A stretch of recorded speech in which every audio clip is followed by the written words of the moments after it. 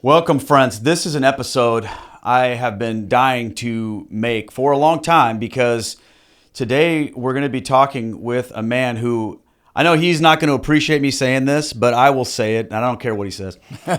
I would not be Catholic without this man. In some ways, you could say this man made me Catholic. Today we're talking with my good friend, Mr. Devin Schadt.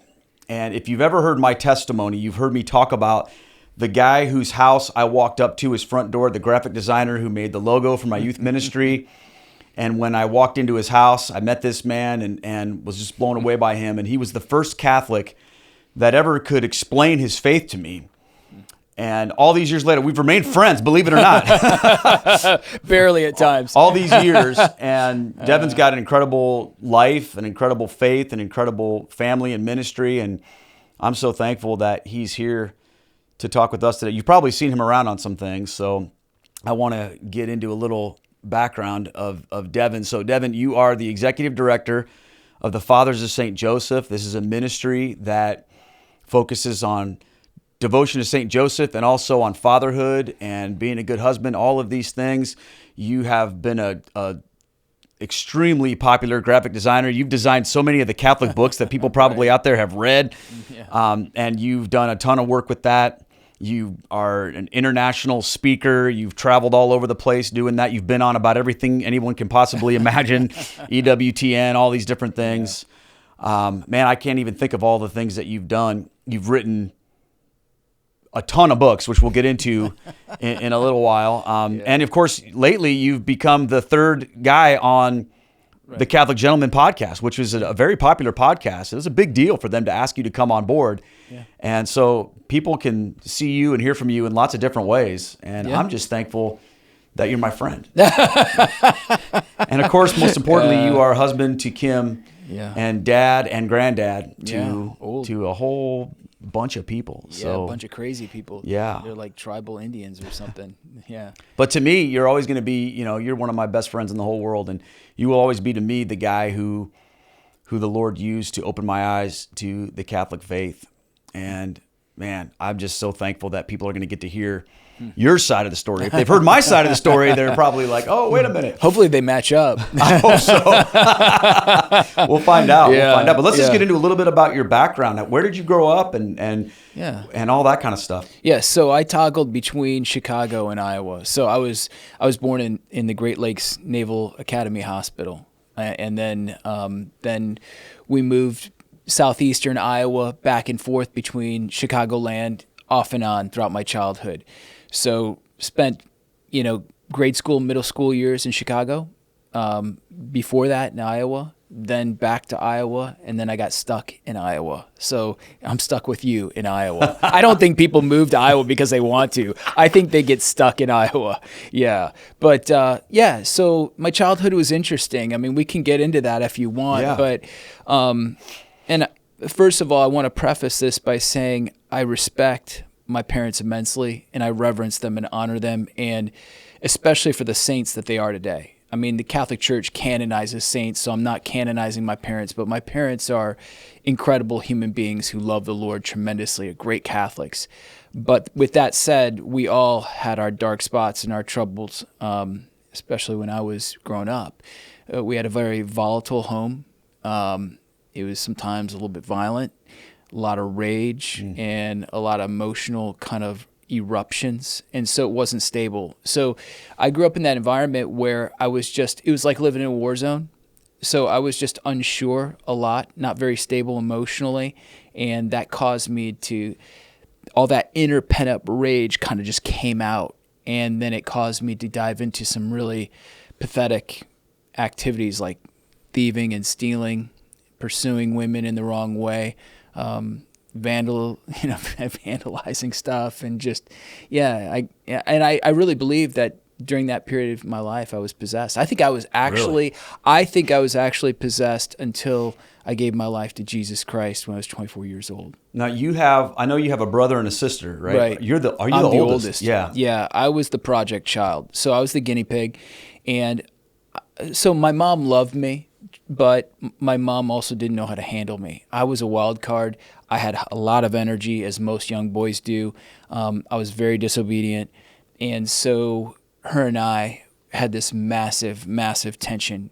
And so her rage would come out, and then I would receive that.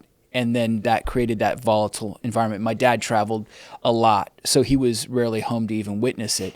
So when I say it was like a war zone, literally, I felt like I was always having to be very careful. And I had become a liar, like an expert liar, if you will, because it was like the Inquisition all the time. So, and I say that, like I said, I love my mom incredibly. Maybe we can get into what happened in our relationship later on, because it did. Absolutely. It did affect me majorly with my relationship with the Blessed Mother, and that's a full circle kind of deal. But yeah, so yeah, my childhood was messed up big time. What was your relationship like with your siblings? So my brother and I, we were great friends. My sister was 7 years younger than me, so I really didn't have a relationship with her at all. In fact, I was so self-absorbed, I really didn't have a relationship with anybody. But my brother and I, we hung out a lot, and we played sports. And sports was kind of like the avenue where I found, I guess, meaning and healing. You know, I was short. I was never picked. Like I was always beat up. Like at recess or on the playground, I was the guy who got beat up. I was the guy who got made fun of. I had huge buck teeth, the kind of buck teeth you could eat corn through a picket fence with, and just I got made fun of, beat up all the time. And my brother and I, though, we pursued sports. And so all that kind of pent up anger and rage came out in wanting to be something. I was always overlooked. I was never chosen, like I said, for the teams. So I was going to be good at baseball. I was going to be good at football. And even with my size, that was the goal, and I did it. And I achieved that. And so I was able to channel my energy. And that was big influence from my father. My father was huge into sports. And that's what I remember thinking that was a way I could please him. And that was, as a son, the man in your life that you respect the most up till about the age of 10 is your dad. And therefore, every young man has this incredible desire to be respected, approved, and chosen. And the one thing we cannot stand is to be rejected. And so we look to that guy who's the biggest, the strongest, the man we respect the most to respect us, to approve us. And when that doesn't happen, that leaves a massive void in the soul, and then we overcompensate in so many different ways, and that's why we appeal to the world for meaning and value and identity. But for me, this was the one area where I sensed, okay, I can please my dad here. And I did. And it was great. It was a great feeling when my dad, when I scratched out the double or the triple, or when I played well on the football field. It was a great feeling when he noticed. But after a while, he stopped coming, and he had his own demons and things like that. So our child, just so you know, my mom was a diehard Catholic. She had converted when she was a kid in high school, I believe.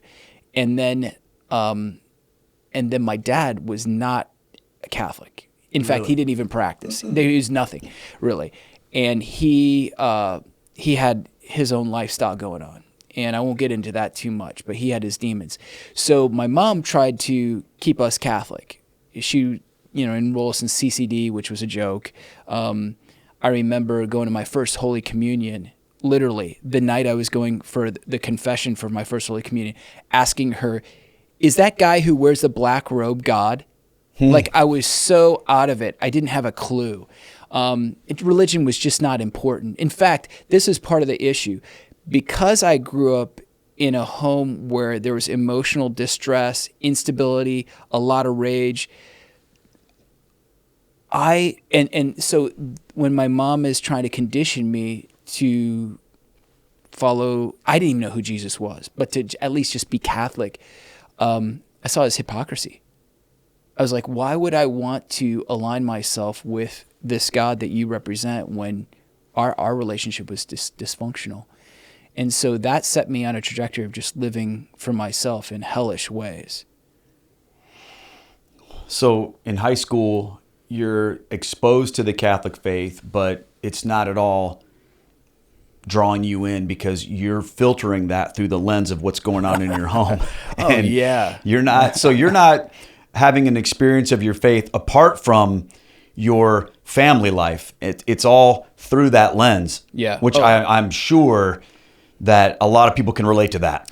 Yeah, I mean, yeah, that's a great point, actually. And I think that's how all of us actually early on look at the world, is through what we know and experience in our family, right?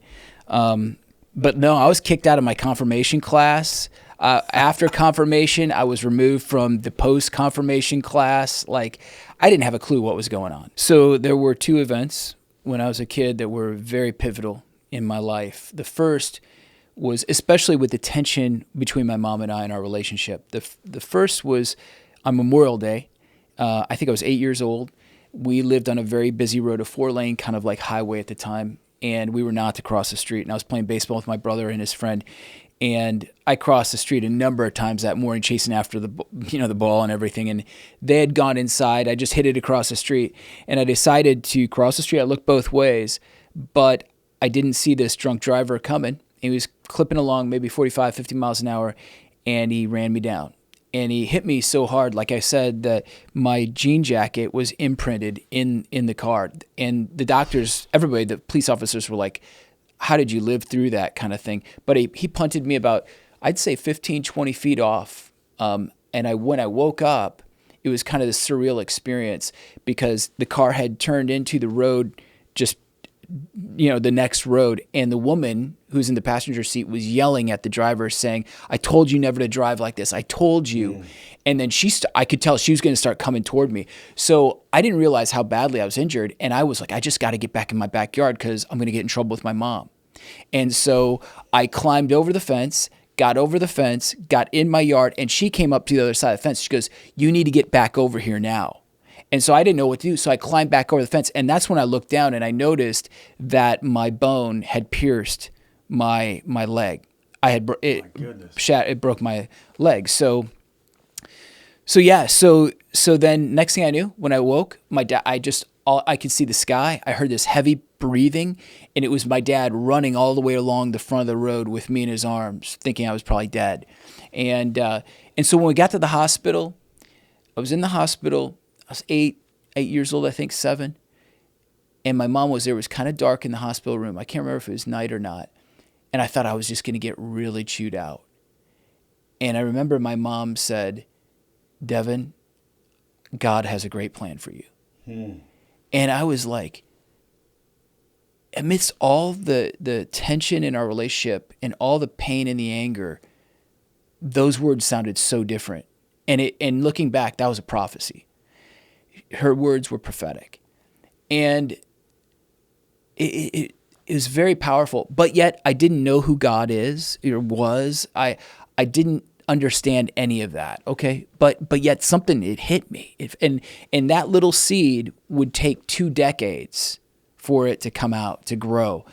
And then another event, though, more of a negative event, was I from a very early age, I was a shoplifter, and I became pretty good at it. And I remember falling in love with baseball cards. Baseball was my sport.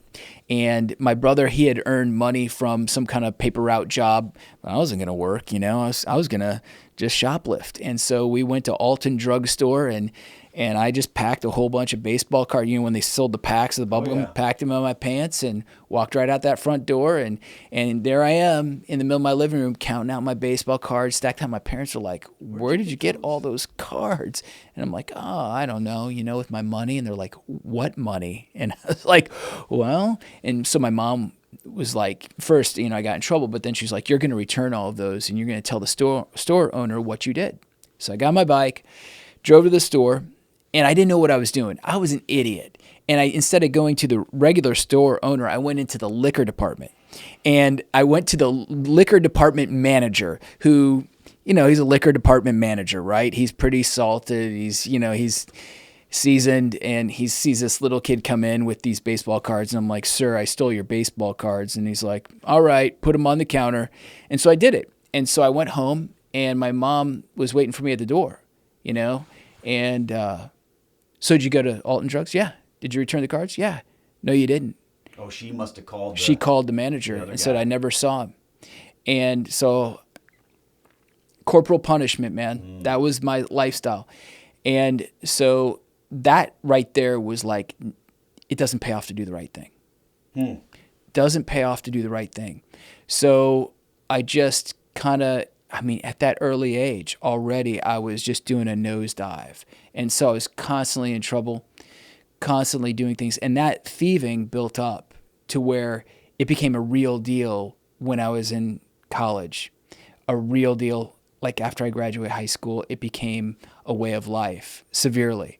I was, and we can get into that in a minute, but I was working at a restaurant in the mall, and I'd falsify the tickets, and I'd throw the tickets away and steal tons of money. And my friends were like, "Man, where are you getting all these clothes? How can you pay for our meals? How can you do all this and all that?" And then when I went to college, I ended up stealing thousands of dollars, if not tens of thousands of dollars of equipment. And I've got a story about that, how I make all this right in the end, but I was on the wrong path. I was definitely on the way to hell. No doubt about it. Wow. Okay. I feel like I knew most of this, but not all of it. Yeah. But it's so powerful. Like when I think about you now and I think about what you're telling me about your past, my mind goes to God is amazing. He can do anything. So where did you first encounter God in a personal way in the midst of all of this? It's difficult to describe, but basically it's like this. So high school, I met Kim, and Kim's your wife. Yeah. Now dated her for 7 years, and it was a roller coaster ride of a relationship. And I treated her so badly because of the way I was wounded by my mom. Right. So out of our wounds, we develop coping mechanisms, and out of those coping mechanisms, we develop a lifestyle. And so what I thought was, because I didn't receive the type of feminine love, this is probably all psychological, but I wasn't receiving the maternal feminine love that I desired. And so then I made it my aim to get women and to, just to be the center of their attention. Can you believe that? That's ridiculous. But that was kind of like the mindset, how stupid that was, especially being like 5'1" when I graduated high school. Yeah, I'm a real stud. But Kim fell in love with me, and she was she still is, but she was incredible. And, but we ended up breaking up. We dated for 7 years, off and on. We break up, and finally she said, "I hate you," because I was doing all the wrong things, stealing, seeing other women, doing all this stuff. And she said, "I hate you. I never want to see you again." And that was the end of it. And after it happened, after she broke up with me, I realized that the only person in my life who loved me basically unconditionally, I just drove away. And you're in your mid-20s at this point in time? Right now I'm just about ready to graduate college. I went to art school. 22-ish, something like that? Yeah. And now this is where it gets weird. So Kim and I are no longer a thing. And I decided I'm going to clean up my life. And see, I worked at a clothing store. So instead of washing clothes, I would buy clothes. And so and it was a 2-bedroom apartment. So literally both bedrooms in my apartments were covered with clothes that I wore once and I throw on. So I'm like, I need to clean up my life and I need to wash all these clothes. So I went to the laundromat in the middle of the night when there was 24-hour laundromats, because I knew I'd get all the washers and all the dryers at once. No one would, so I had my bag of quarters but I was up on the third story of my apartment, and the way it worked, I had this huge bay window, and it looked right across the street to these apartment complexes where they housed adult special needs people who were trying to make it kind of on their own, but it was a special deal for special needs mentally, people who have mental challenges.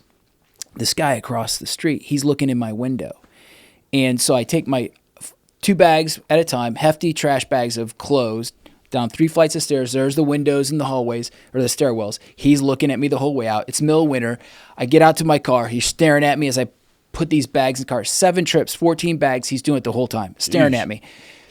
And finally, this is where I'm at the time. I had it. I was so sick of this guy staring at me. I was burnt out because I was put out because I had to do my own laundry. It was the middle of winter. It was late at night. So I gave the guy the bird, and I got in my car and drove off, thought nothing of it.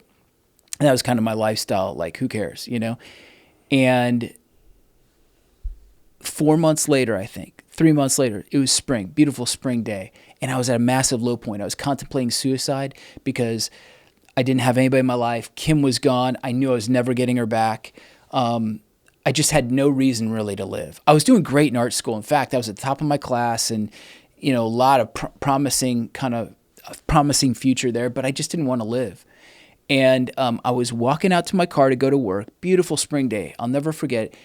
And there's that guy looking out the window, and he's staring down at me. And he's got the window kind of, it's one of those vertical windows that kind of crack open that way. And I'm like, here we go. And I go to get in my car, and he says, "Hey, buddy, sorry about the other day." And it was like, hey, no problem, man, no problem. And I got in the car, and I went to turn on the car, and it just all hit me at once. I realized that what to him was like, it was 3 months ago, to him it was yesterday. And the pain that I caused him, he thought it was his fault. And I recognized right there, and actually it just hit me so hard that I actually began to weep, and I thought, this has been my life. I have just literally ran over the people in my life, using them, abusing them, stealing, all this stuff, and I blame it on them. It's their fault. And to this guy, it was like yesterday, the pain that I inflicted on him. And I realized that's what I've done with everybody around me, from my parents to my siblings to my girlfriends to everyone. I was all about me. And so that led to another event. So I would go to this church, St. Edward's in Waterloo, to the parking lot, just shoot hoops, just to get my mind off Kim. And I was okay basketball player, but the ball caromed off the backboard, and I remember chasing after it, and I went to grab the ball, and as I grabbed it, I was looking right over it to St. Edward's Church. And I was like, Catholic church. I haven't been in a church in years. And I thought maybe I should go in. This is days when churches were open, during the day. So I walked up to church, put my basketball down. It was dark. No one was in there. And I just started walking up the aisle. I have no idea what I was doing. And I'm walking up the aisle, and I'm not lying. I'm not making this up. A weight, just a huge weight came down upon me. And it wasn't like it was like a weight that just punished me or forced me, but it did. It drew me to my knees. It came down upon me. And I was on my knees, and all of a sudden I'm just weeping.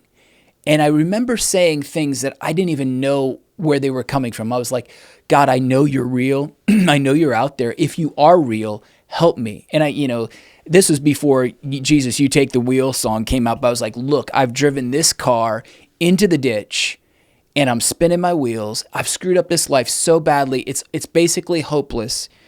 But if you want to, I'll let you drive. You just got to help me here. And all of a sudden, this beautiful, glorious music comes on. And I'm like, this is a sign from heaven. And I'm like, this is amazing, And then I look up, and in the choir loft, there's like this 150-year-old lady, she's playing the organ or whatever, and she evidently come into practice. But nevertheless, I crawled into the pew and just kept pouring my heart out to this God that I didn't know, just begging him to do something and change my life. And that was the experience that I needed. God gave me an experience. Some people don't have experiences like that. Some people just gradually grow into their faith and their relationship with God. But God knew I needed that. And it wasn't like, these people talk about these like, Jesus converted me on the spot, I'm done. With me, no. It was, I had 1 foot in the world and 1 foot in this new thing called Jesus. And I had a lot of demons that I still had to work through and still do. But that I knew was real. It was so real. It was so amazing. And on top of it, so I shopped around. I started listening to Moody Bible Radio. I was like, I got to figure out this Jesus thing. And I was listening to Chuck Swindoll and Dr. David Jeremiah, the old. Oh, I remember. Those guys would have me in tears, and I remember going to Baptist churches, Lutheran churches. I was trying to figure out where I belonged. And a gal who liked me, she took me to her Baptist church, and then evidently she had just given her life to. She did an altar call the week before, and she'd just gone on her own, and this elderly couple who was sitting next to her really took her in, and so she had me sit next to them. And so it was altar call time. The old lady's like nudging me, and I'm like, I already got my altar call. It already happened. I was thinking to myself, that already happened. I experienced something so wild that there's no need to go up to this altar. And I remember just feeling like the pastor, though he was nice, it just felt a little disingenuous. The preaching was good, but it was like a little showy, and I just wasn't interested in that. And so I remember my mom, my last few years of high school, wanted me to go to Catholic school. It was the worst experience of my life. But I went back to the priest, who was our chaplain, and I said, something weird has happened to me and everything. He goes, well, would you like to go to confession? I'm like, yeah. And he goes, why don't you tell me, why don't we do this? And you can just tell me all the things you think you've done. And as I'm pouring myself out to him, it was the wildest thing. This real weight literally just like was lifted off. I felt it. And I had to stop because he was doing performing absolution, and I had to stop him. I said, wait, stop. Something just happened. This huge weight came off me. He goes, that is Jesus removing your sins and taking upon himself. I'm like, oh my gosh, this is amazing. And so then what I did is that week I went back to that church where I had that conversion experience, and I received what I call my first Holy Communion. I didn't know what I was doing. And I went up for Holy Communion, and I received our Lord. And there was a sensation that was a burning sensation, but it wasn't painful. It was so joyful. And I couldn't even get back to the pew without, I was weeping. It was actually, I didn't even look around, but I had to be embarrassing. But I just knew it was like confession and the Eucharist were so real.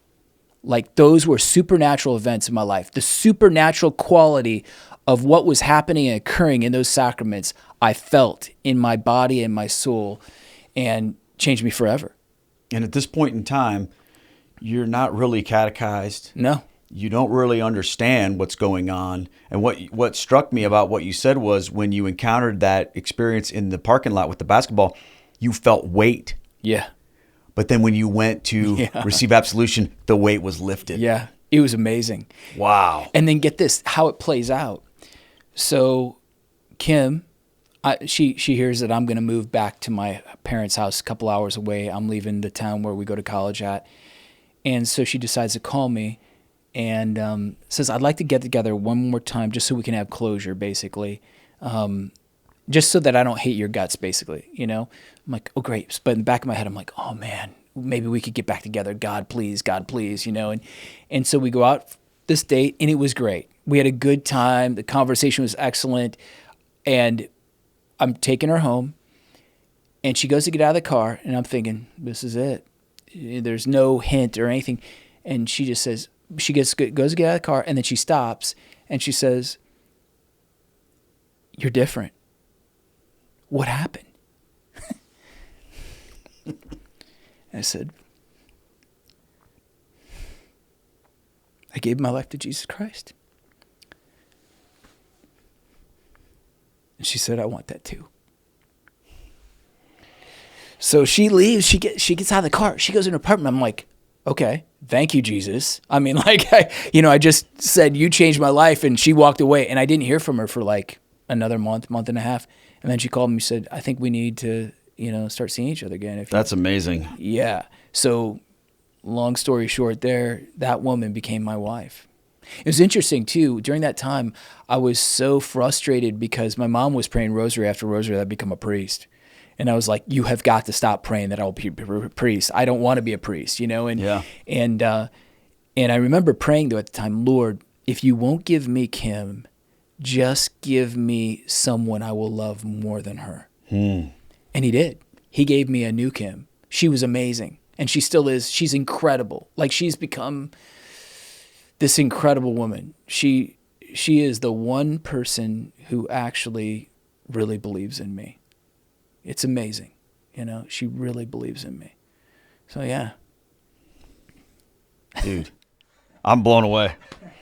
At what point in time does your mom, like when you had this conversion to the faith, and you talked about you went to some Protestant churches, but after this experience with the priest, I mean, it was clear that you weren't going to become a Baptist or a Presbyterian or anything like that. Right. At what point in time does your mom begin to see this change in you, and how did that impact your relationship with her? Yeah, it was it was very gradual. I mean, I think she was over the moon that I was giving my life to Christ, but she did think, I'm almost positive she was worried that I was going to be a Protestant, because I was given a Moody Bible. I was listening to Moody Bible radio. I was totally into the Bible. I was refuting like Catholic doctrine. You were. Yeah. So I was like, we would get in arguments, especially about the priesthood or Mary, just a little, not arguments, just I'd throw out little words here and there. I remember I really ticked her off one time when she gave us prayer cards, and on the back of it had like 300 days out of purgatory. I'm like, this is a bunch of, what is this indulgence crap, And so she got really mad at me. So when it came full circle with my mom and I, and this is really hard because up to this point, I had began embracing everything about the Catholic faith. And I recognized too early on that I had like this weird gift of knowing the scripture, even though I didn't know it. Like Jehovah's Witnesses would come to my apartment and I was like refuting them, and they were like, and I'd be like, I wouldn't be wearing my shirt, I'd be standing there, just like, like just get done working out and they stop by and I invite them in and, I'm arguing with them about the faith. I was just kind of like that guy. And, we went down, I would go to daily mass, and on Tuesdays at St. Anthony in Davenport, they would have the Perpetual Help Novena. And the Perpetual Help Novena would say things like, Mother, salvation is in your arms, and we are in your arms, save us. And, these kind of weird prayers that I was like, man, this is uncomfortable. This feels like idolatry. And on Perpetual Help Novena Day, the church would just be packed. And my mom was always up front, so pious, praying so hard, and I'm like, I was thinking to myself, man, she's so pious and holy, but yet we have this dysfunction in our relationship. And so family gatherings, I would start arguments. My brother related to me recently. He's like, there was one time you really ticked me off, Devin. It was on Easter when you just picked a fight with mom and we had to leave. And that was the way I was. I was so combative because I was so angry because I felt like I didn't get what I wanted from her, which was love, even though she did love me. And so she was there, and I waited for her outside that Perpetual Help Novena after Mass. And she came out of Mass, and we're standing on the street corner of, what was that, 3rd and Main. And I said, Mom, I don't like this novena thing. I'm not sure if I understand this. Like, are we saying Mary's sinless? And she's like, well, of course. And I'm like, well, all men have sinned and fallen short of the glory of God. That's what St. Paul says in Romans. And she's like, well, and I'm like, well, no, there's no well about it. And she's like, well, and I'm like, like she's our intercessor. There's only one mediator between God and man. That's the Lord Jesus Christ. And she's like, well, and she's trying to talk me out of it. And it kept going on like that. And how it kept escalating. And I was just refuting her. And finally, she just starts crying and she walks off. And I'm like, I realized that wasn't really the reaction I think I wanted. I don't know what I was going for there, but I went back into my car. I got in my car, and at least I had enough conviction to recognize, Lord, I remember saying in my car, Lord, I am such a prideful son of a being. Lord, I made my own mom just cry. I need humility. And so I go back to my work, and I'm renting space inside of another company, and this guy, Tim Oliger, who's a big-time Catholic, his brother owned that business that I was inside of.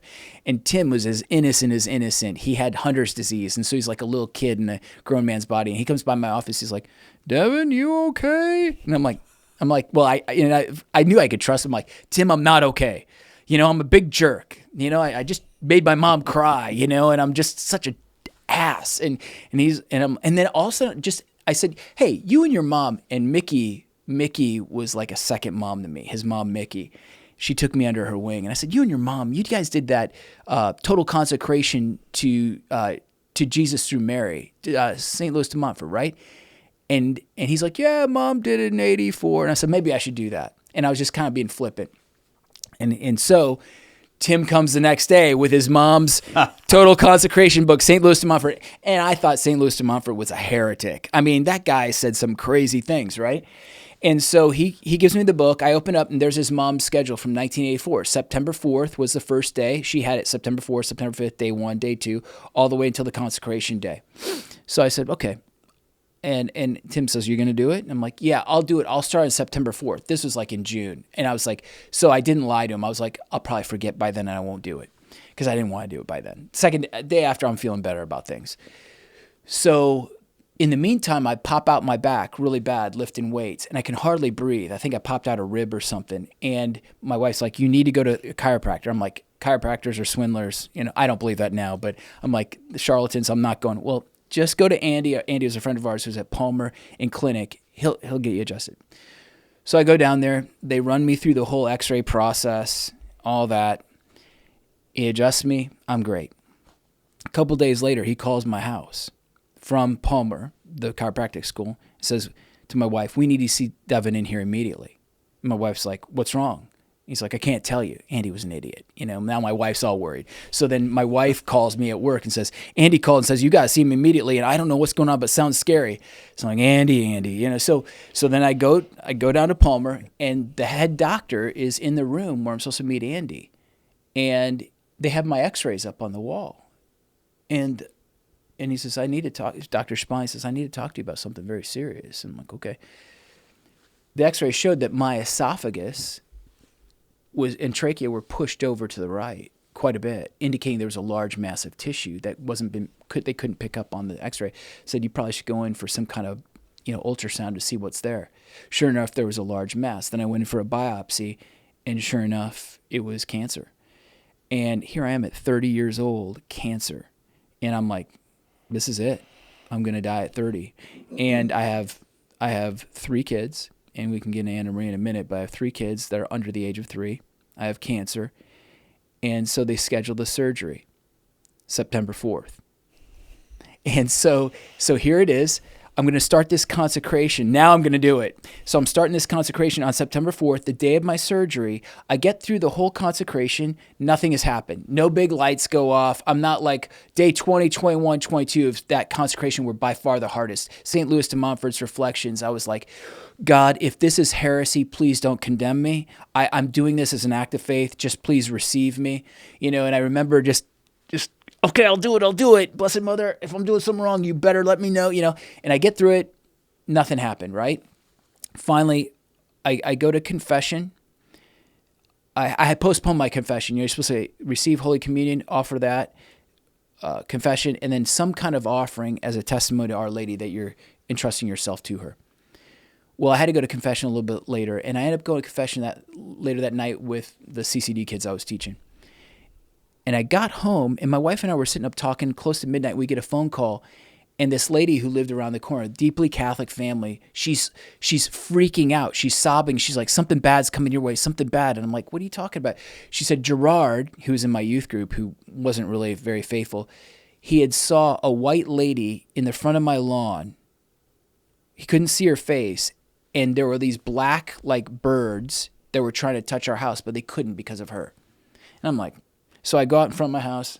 I don't see any white lady. I don't see any black vultures. I'm like, okay, there's no statues out there. I got my statue later of Mary. And I'm like, what the heck? And when I crossed the threshold of my house, again, a huge wave of something came upon me, and I realized that I was consecrated for real, and that there was no more problem between me and Our Lady.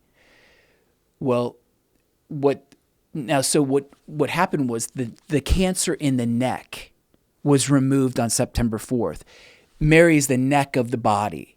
It was a sign that the cancer of my belief in her, as my mother, as the mediatrix of grace, from which all grace flows through the head of Jesus Christ, through the neck of her to the rest of the body, the church, it was a sign that was removed from my relationship. Now Mary was the neck of the body in my belief, spiritually, and I had the proper understanding of what the church believed finally. So this cut that I have in my neck is a perennial sign of my consecration to Our Lady.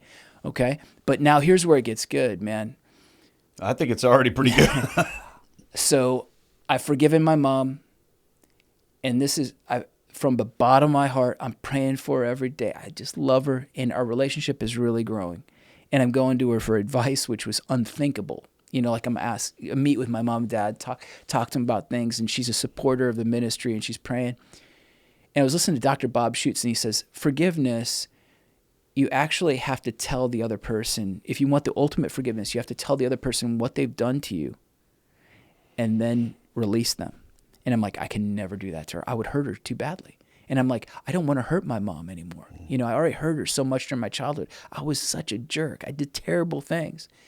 And I was like, I can't do that. I'll just forgive her, you know, and from a distance, you know, and everything will be fine. I was in town one day. It was a winter day.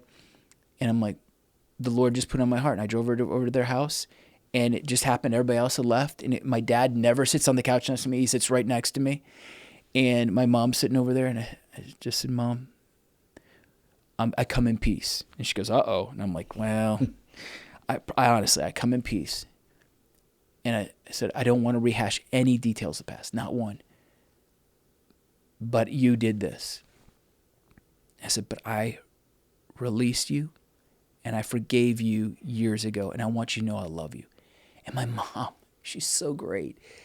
I didn't know what to expect. I didn't know if my dad was going to flip out on me and say, you're an idiot, that never happened. Or my mom was going to be like, she got up, she came over to me, and she just embraced me and wept. And she said, I'm so sorry. I'm so sorry. And I'm like, I got my mom. So this is the power of Jesus Christ. This is the power of the gospel, is that when you really live the gospel, when you really believe Christ's words, and you don't live for the world, but you live for the word, he can change everything. My mom, she has so much suffering in her life. She has like these pulmonary problems. She just had surgery for cancer. She's now cancer free. She suffers like almost like no one I know. She's bedridden basically most of the time. She can't even leave the house. And yet she's probably the most joyful person I know. And I can say it. My mom is the most joyful person I know. I tell her that. I go over and visit with her. I love that woman. She is a saint. And so I can look at my childhood with her, and if I stayed there and I didn't surrender my life to Jesus Christ, all I would have would be this massive pain and void and rage. But Jesus says, forgive your brother from the heart, right? And why? Because he doesn't want to just liberate that brother. He wants to liberate us from the chains of our slavery to our bitterness and our resentment. So yeah, I mean, it's just amazing. I got back the woman I love. I got back my mom. Jesus Christ gave himself to me. I mean, it's just kind of amazing journey. Wow. Dude, I'm blown away just listening to this. And, you know, I'm thinking about where our paths intersected. It was kind of in the middle of all this. Yeah. And I want to talk about that a little bit, because you are this fiery guy that has this built-in knowledge, and that's the best way I can say it. You know, it's like you just have this built-in insight to who God is and what the faith is all about, and the way you talk to people about it. And at the same time, you have all this talent from your graphic design, which is something I look at. I'm just like, man, how do you do that?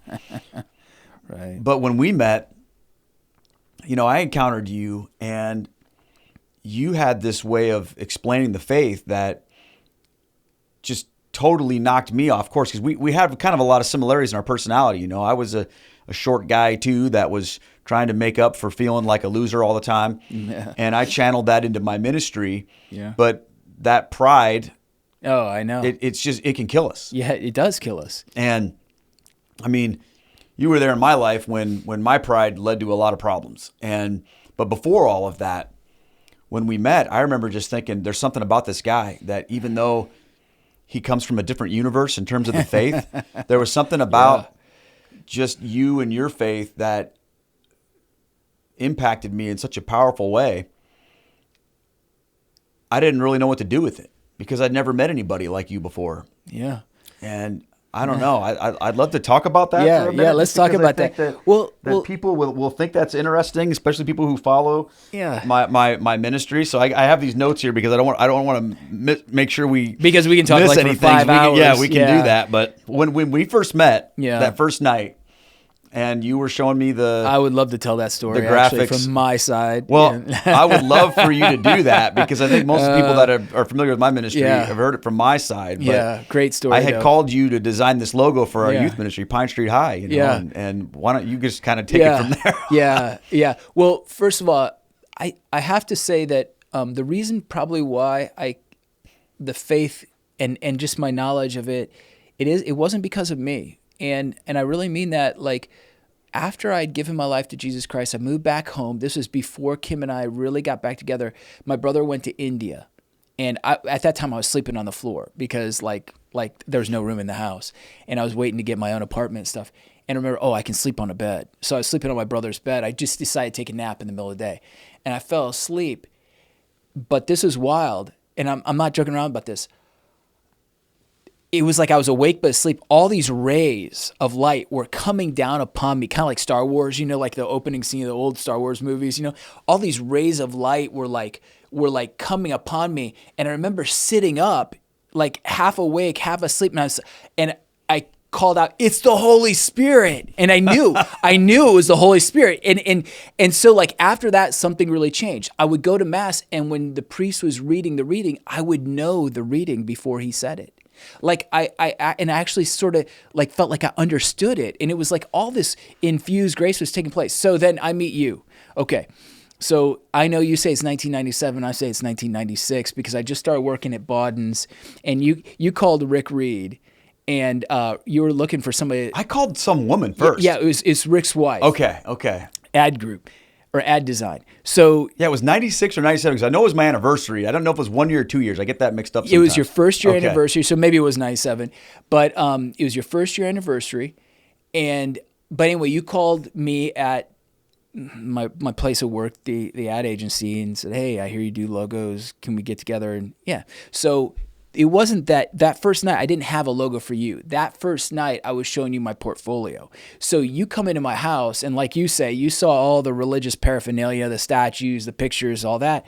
And you're Mr. Cool Guy, and you got the radio voice, and you got the leather jacket or whatever you had at the time. And we sit down at my, Victorian style, dinner table or whatever. Yeah, so you sit there and I show you the portfolio. This is the way I remember. I'm showing you the portfolio, just saying, "Look, I can do the job," kind of thing. And you go, "Good, you got the job. Now, when were you saved?" It was just like that. "Good, you got the job. When were you saved?" And I remember having that Tim Staples response because I loved Tim Staples at the time, and like I would listen to Scott Hahn and Tim, and I said, "At baptism, I was saved. I was saved. I'm being saved, and I will be saved." And you're like, "Huh." So, and then you go into your, like, "Well, what about this? And then what about this?" And then pretty soon, and now my wife is pregnant upstairs with our child, who was born a little bit after Devin, your daughter. So she's upstairs pregnant, and she's sick. And here we are. And she heard that you had to meet your wife for a date because it was your 1 year anniversary. You're like, "Dude, I can't stay long. I got to meet my wife for my 1 year anniversary." And so then we're going back and forth, and this is the way I remember it. The pitch just starts to increase and increase. And we weren't sitting across the table. We were sitting next to each other, and we're like sitting next to each other, and we are yelling and yelling. And so all that rage from my youth and that competitiveness and wanting to be right. And I'm like, I'm not going to lose this argument. I didn't know what the heck I was talking about. Looking back, I'm like, how did I get through that? But I remember saying at one point, I'm like, is the default Eucharist thing. I was like, "Oh yeah? Well, Jesus says in John 6, you got to eat his flesh and drink his blood or else you don't have life within him. Do you believe that?" And you're like, "Yeah, I believe that." I'm like, "Go talk to your senior pastor." You're like, "I will." And my wife is like, "He needs to go home now." She calls out from downstairs. So like, I think it was like 2.5 hours. Our stories are pretty much matching up. Yeah. Our versions. I don't know if it was 2.5 or 3 hours. And she's like, "He has to go home now." So then you leave. And then I designed the logo. You gave me that Scott Hahn.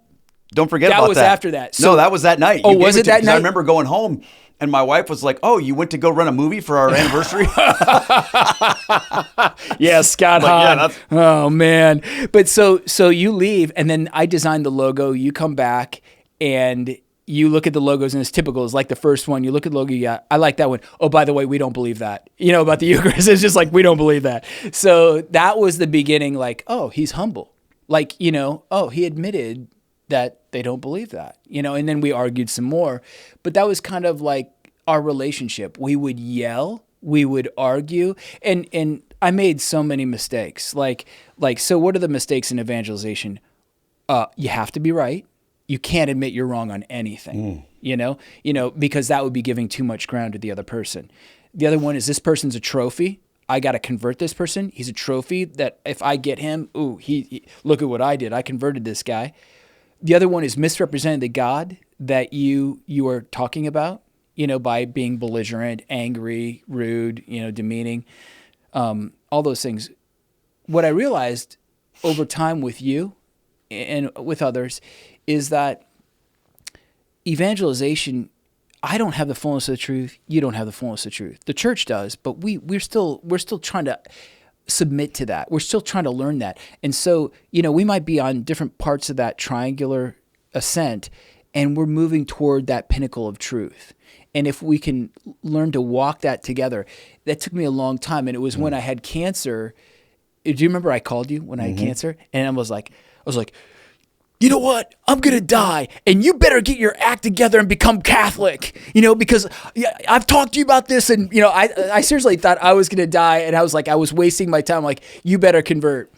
And, but it was interesting. After that, I chilled out. I had my own problems with the cancer, and it really humbled me, psychologically, emotionally, everything. And it was a tailspin.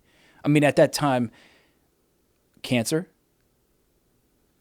my daughter Anna Marie. Yeah, I want to get into ends that. Ends up on life support, 3 clinical death experiences, and then permanently in a wheelchair. Then I lose my job. Highest paid guy at the corporation was with Anna Marie. Lost my, for a month I was in the hospital with her. Lost my job because somebody else bought the company. $200 in the bank. I was having a bad day, right? But that was that whole period. But I remember you calling me, and I know this is part of your story too, you calling me, and this is why I knew I was starting to change. You called me from, what was it, that Buffalo Bible camp. Yeah. And you guys had that communion service with those 200, 300 youth.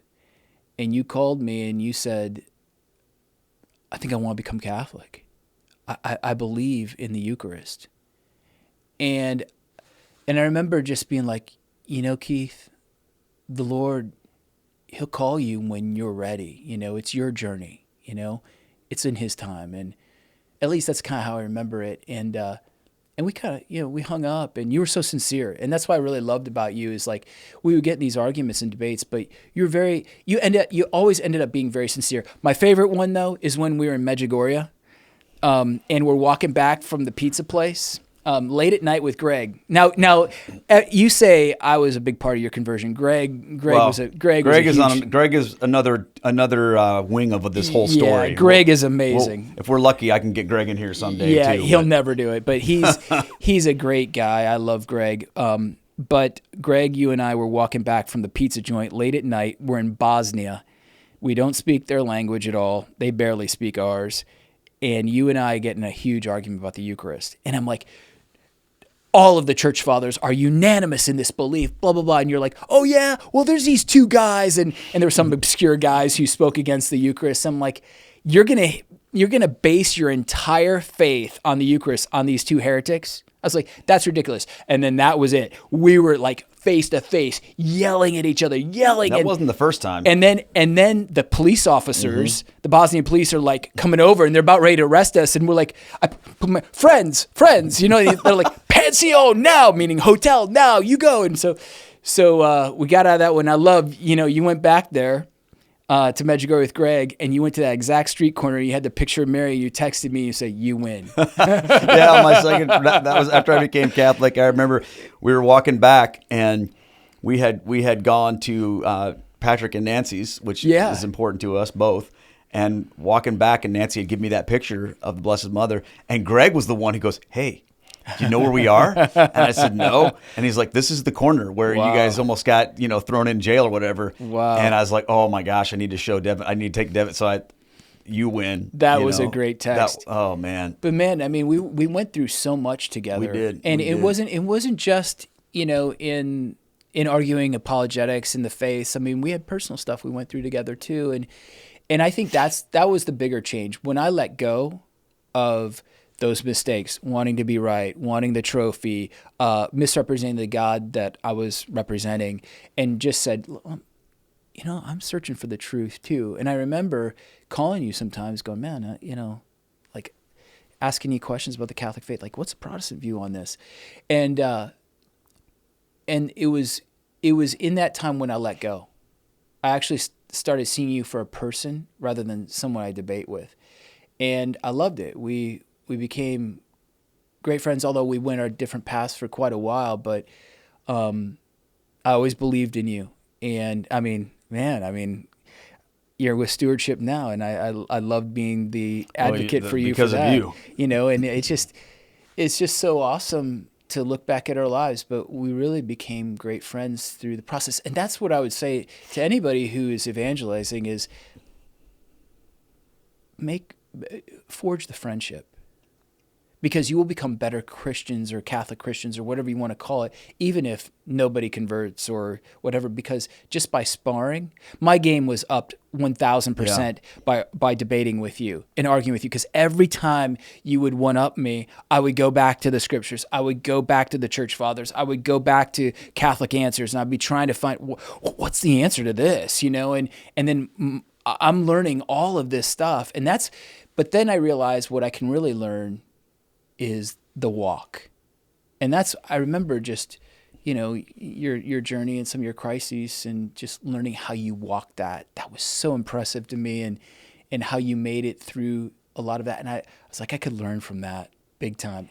Well, I remember, we had our moments of arguing, but it was one of the things that I couldn't argue against was the way that I saw you and some of these other Catholics like Greg and others live out their faith. And it was on a different level that I couldn't. And that's what I talk about with that first trip that we took to Medjugorje. It was like, I didn't know anything about Marian apparitions or anything like that. Right. But what I saw over there in terms of the way that the faith was lived out, and in terms of the way that there was just something different about this community. And I remember a couple things I want to share, but the night before I came into the church was your daughter Maddie's wedding. Yeah, so Estelle and I were at the wedding, photographing your daughter's wedding. It's one of the last weddings that we ever did. And I remember telling Estelle, I'm like, most of the time at these weddings, everyone leaves after the reception gets started. You eat your dinner, you get your toast, everyone has your drinks, and then everybody's out of there. Right. And your reception was hundreds of people that nobody left. 500 people, yeah. It was insane. And I remember I said to her, I'm like, there is just something about family, this Catholic community that is on another level of family and relationship. And I'm not saying that Protestants don't have good community and all that stuff. I'm just saying there was something that moved me in a powerful way. But I do want to say about what happened the night that you first came over to my house with your wife. To your house? Yes. Because here's what's interesting is the way our wives intersected. If you remember this, my wife, when we first got married, she was a portrait photographer at the mall. Yeah. In a studio. Yeah. And, she was there all the time. And here's the only thing I knew. When you and your wife Kim came over to our house, I told Estelle, I said, hey, you got to meet this guy, Devin. He's going to come over for dinner. She's like, okay, fine. When you guys came to the door and Estelle and Kim saw each other, they were like, oh my gosh, it's you. And you and I were looking at each other like, what? Yeah. Well, your wife also worked at the mall. Yeah, she's a regional manager. In a clothing store. Yeah. And what I didn't know and what you didn't know at the time was they used to take their lunch breaks together. They knew each other completely independently of us. My people are probably going, well, that's because you guys live in Iowa. There's like 8 people there. But Estelle and Kim would go and they would take their lunch breaks together and talk about their families, talk about their crazy husbands and whatever this and whatever that. They had no idea that we knew each other, and we had no idea they knew each other. Yeah. But when you guys came over and they knew each other, I was just like, wow. Yeah, the Lord's design. Something's going on here. Yeah. So our families have had that. Man, relationship. Estelle was amazing too, because I remember she asked Kim, she read the Gospel of Life. Your wife did, John Paul II. I think my wife gave it to her or something, and she read the whole thing. She said she loved it, and I was like, that's amazing. That's amazing, especially with her background. The Catholic upbringing and all that's there. But yeah, what a powerful journey we've had. Well, I want to say one more thing, and then I want to talk about your precious Anna Marie. But do you remember when you had designed this logo for our youth group, and you also did some other work for our youth ministry. And to pay you, because I didn't have any money. Oh man, the motorcycle. Do you remember this? I gave you a motorcycle. Yeah. I invited you to come to our youth group, put you on awesome. stage, and everybody, all the kids in our youth group were like cheering for you. And then I rode this motorcycle in from the back of the church and rode it up, and we put like "Born to Be Wild" on the sound system, and I'm like, because you were always like, Keith, you have this motorcycle, like you do all this cool stuff, and I'm like, dude, I wanted you to be like my riding buddy. Yeah, I wish I did. So I gave you this bike, and then I don't even know if you ever even rode the thing, but my feet wouldn't touch the ground. Yeah. Oh man, too short. No, my wife was so scared that because I'm reckless, I'm crazy, and she knew that if I rode that thing, I would kill myself. You know? My goodness. Well, we have pictures though. I remember Estelle took pictures. Man. My of son-in-law you. just sent me the picture of Maddie, who was like your oldest daughter. My oldest daughter. She was like 1. I think she was. And my wife took pictures of her in her studio on that bike. And she was like all leather chaps, my little baby Maddie. And she had the heart tattoo, Papa, Estelle did all that. My son-in-law who married her, Scott, just texted me that photo. No way. Yeah, like just a couple days ago. But I love that photo. It's like one of my faves. Maybe that was the whole point of it. But, yeah, that photo, So let's talk about what happened with your family. Tell us about your girls, and then let's dig into a little bit about Anna Marie here. Yeah. So, I came into marriage with the incorrect perspective of what marriage is. Wasn't really like, oh yeah, let's have a family, and let's just have a big family, like some Catholics do. I just was going along with everything. I loved Kim. I was so thankful that we were married. But then, so we had Maddie and Gabby, almost like Irish twins, really. And then Gabby and Anna really were like a week away from Irish twins. So Anna Marie because Anna Marie was born at 30 weeks premature. So she was like 3 and some months early, okay? And she spent a month in the neonatal intensive care unit, and the nurses were fantastic. I mean, she was like that big. Her leg was like the size of my finger. She was so small. So they were getting her digestive system, her lungs all to function properly. And after a month, she came home. Well, I don't know what happened really. Was it the shot? They gave her some shots. I don't know what happened. But she came home, and within 5 days, she spiked a fever and she's having trouble breathing. And so we took her back to the hospital. However, at that time, the hospital's regular pediatric unit, because we couldn't admit her to the NICU because we infect all the other babies. They don't allow that. So we had to admit her to the pediatric unit. And the nurses kept saying, and the nurses had like the Lee press-on nails that were like that long. Nobody's wearing masks. RSV is like crazy in the hospital.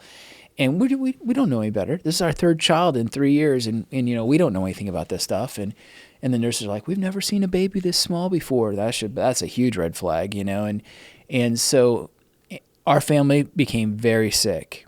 We all, I think, had RSV. And Anna Marie had a RSV. Well, I came in one day because we were all sick and we didn't want to infect her and whatever. And the doctor called and said, your baby's doing great. She's probably going to be discharged in a day or 2. And so I went that day to see her. Kim and the girls were in the parking lot because they were very sick. And I walked in just as the nurse was coughing right on Anna Marie. Coughing, just directly on her. No isolation units, no mask, nothing. And she was taking care of a boy who was 3 years old with a much stronger strand of RSV. And by that night, the doctor called and said, you need to get in here now. Your daughter's dying. So we run over there, and it is chaos. Her eyes are rolling in the back of her head. She's almost choking on her tongue. She's not doing what she was doing before. Evidently she suffered 10 hours of apnea. The nurse was just tapping her foot. They weren't giving her oxygen. Just tapping her foot to just get her to kind of come back. They tried hooking up a nebulizer. You would have thought it was the Three Stooges. There was 5 of them trying to hook this thing up. They couldn't do it. And finally, I'm just like, we gotta get a priest in here. And so Father David Whiteside shows up, and he is praying exorcism prayers, splashing holy water all over that room, and calm came down. The NICU nurses, I ran to the end of the hallway because I heard that the doctor was on the phone, grabbed the phone out of the receptionist, grabbed it out of his hand. I said, are you Dr. Esquerdo? He's like, yeah. I said, you need to get in here now and save my daughter's life. And so he did come in, and they brought in the nurse that took care of in the NICU unit, and they got her on manual life support. And the medevac team came in, and as they were rolling Anna Marie across the tarmac, the head nurse, my mom and dad were there, Kim and I, the head nurse said to us, this is our fault, and we'll do whatever we can to remedy the situation. And they never do that. But by the time that Anna Marie had arrived to the Children's Hospital about 2 hours away by that medevac helicopter, she suffered 3 clinical death experiences of permanent brain injury. And at that time, I was kind of like under the idea that whatever trouble I got in, that was the story of my life. It's always trouble and tragedy, and God brought triumph out of it. And I was like, she's going to be fine. She's going to make it through this, you know? And it wasn't like this obstinate pride. I just believed, and I literally lived at that hospital. There's a chapel connected to it. I slept in the balcony of the church there. Beautiful church. Prayed in front of the tabernacle almost the entire time when I wasn't in her isolation unit. But she'd code out, the nurses and doctors run in, resuscitate her. And finally we met with the doctor, another lead doctor. He said, I don't know what's going to happen with your daughter, but she's got severe cerebral palsy. And he showed me a scan of her brain. It was like, you know, when you see a city that's all blacked out, that was her brain. It was all blacked out. And I'm like, I told him, I said, no, that is a lie. She will be normal. She will make it through this. And he just looked at me and said, you're going to have to reconcile with this, basically. Well, he was right. She was trapped inside of her body. And it was tormenting. She literally screamed like she had she was possessed for the first 3 years of her life. All she did was just scream, and it was horrific on her marriage. The other children literally would run out of the room crying all the time because they couldn't be around her. It was just a demonic kind of scream for those 3 years. It was awful and nonstop, basically. And I remember, I mean, probably this is the big experience with Anna Marie. There's a lot of experiences with Anna Marie, a lot of life. If I could say that one thing really changed my life besides my wife, you know, the way God works, it would be Anna Marie. Anna Marie has taught me so much about redemptive suffering, self-giving love, how really we can manifest joy in the deepest sorrows, and how a family can actually come together when it seems like it should be torn apart at the seams by such suffering. But she has taught me so many lessons of self-giving love. But I remember, so my wife's sister was married to a multi-millionaire. And he called me up and said, Devin, we'll file the lawsuit. I'll hire the lawyers, the attorneys. We'll take care of everything. Because it was, you know, they admitted it, you know. And the more I thought about that, filing that lawsuit, the more I distanced myself from Anna Marie. Like, the thought was, they took my real daughter from me, and now I've got this. I've got this human being that's trapped inside this body. That's not my daughter. And so I kind of distanced myself from Anna Marie, not really claiming her, you know, and just saying, okay, they took her from me. We need to sue them. And as I was going through that, I really slipped into this spiritual dark place. It was very dark, and I became very depressed, very angry, extremely bitter. And I remember praying and calling out to God, like, God, I'm so depressed. You've got to help me. And the thought came in, forgive them. And I'm not saying I hear voices or anything like that, but the thought came in, forgive them. I'm like, forgive who? Forgive the nurses and the doctors. I'm like, no way. And so I kept spiraling out of control into this massive darkness. And I could feel that my relationship with God was really under fire in my marriage. And so in a moment of desperation, I called that head nurse. I explained who I was. And I said, I release you. I forgive you of everything.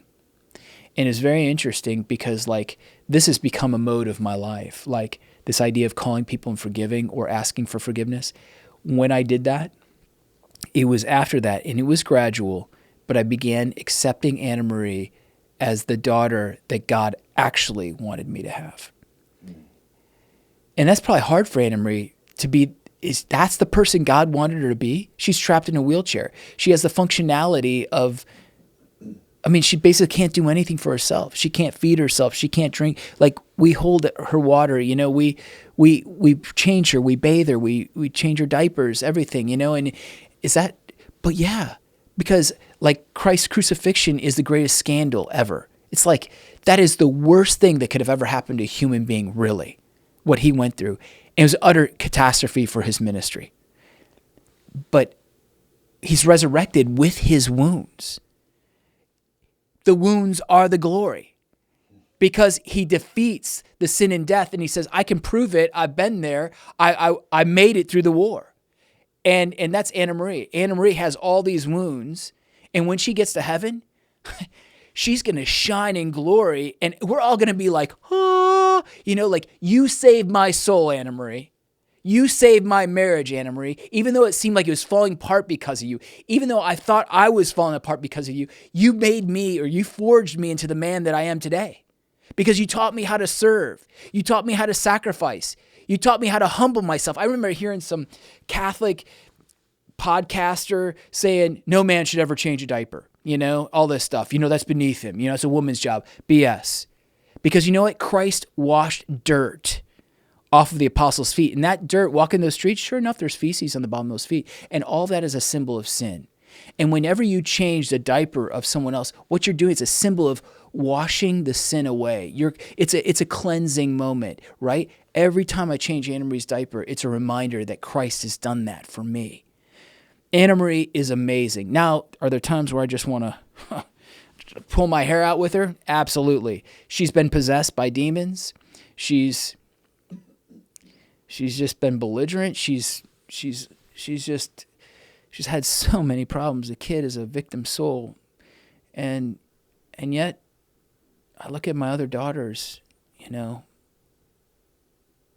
she's taught them all how to sacrifice and serve. She's the anchor. She's dead center. She's the middle child, and she holds all of us together. So many people would look at your life and think, I don't know if I could do that. I don't know if we could do it. I don't know if we could do it. I've done that. I've looked at what you guys, just your daily walk with that, and I've thought, man, I don't know if I could do that. But every time I go to your house, I walk in, and if Anna Marie's there, because she's not always there, sometimes she goes to work and like greets people at a movie theater, or doesn't she? Yeah, it's hilarious. But when she's around, she's singing worship songs about Jesus. Yeah. She smiles at me, you know, and when I think about what the joy that I feel whenever I go to your house and I see that, I'm just like, you know, we see through a glass dimly, you know, we see through the lens of our selfishness. But I think you see through it so differently. I think you've experienced a gift, but the reason why it's a gift is because of how you've chosen to embrace it. Yeah. And I think this is what it means to offer our sufferings as crosses, to take up our crosses and follow Jesus. You know, not every bad situation that we encounter is a cross, but it can be. Yeah. If we choose to embrace it and offer it as a cross. And there are a lot of people, I think, that would take your situation and they would turn it into a reason to lack faith, or a reason to be angry, or a reason to you know, want to take revenge on other people. Or on God. Or on God, exactly. Yeah. But you've taken that, and like there's this beautiful thing about Catholic spirituality that people, in some ways, when they do it correctly, they can view their suffering as a gift and offer that up for other people. And what God can do in that is beyond belief. Now, where a lot of us, including myself, fall short is we don't ask for that. No, you shouldn't. You shouldn't. I mean, I just read I Believe in Love, the famous retreat on Saint Therese, came out like 1960s. I can't remember the priest's name, but he says you're not to ask for those sufferings, but you're to embrace them. So this is the whole idea of passive and active sacrifices, you know, in our spirituality. So active sacrifices, cold shower, not eating that meal, you know, fasting for 3 days on just bread and water, whatever.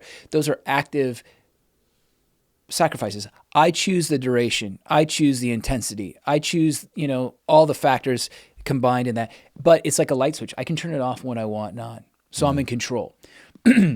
Passive sacrifices, St. Teresa of Avila, St. John of the Cross, the Carmelite spirituality, they say by far are the greater sacrifices because you cannot control the duration, the intensity. Will it ever end? How long will this go? God's in charge. It is a massive submission and acceptance. And I think that, when Jesus says, deny yourself, it's a threefold process. If you want to be my disciple, he's saying, deny yourself, take up the cross, follow me. First step, you've got to deny yourself. Anna Marie is that gateway to self-denial. Vacations, can't leave her barely. My kids are locked down at the house.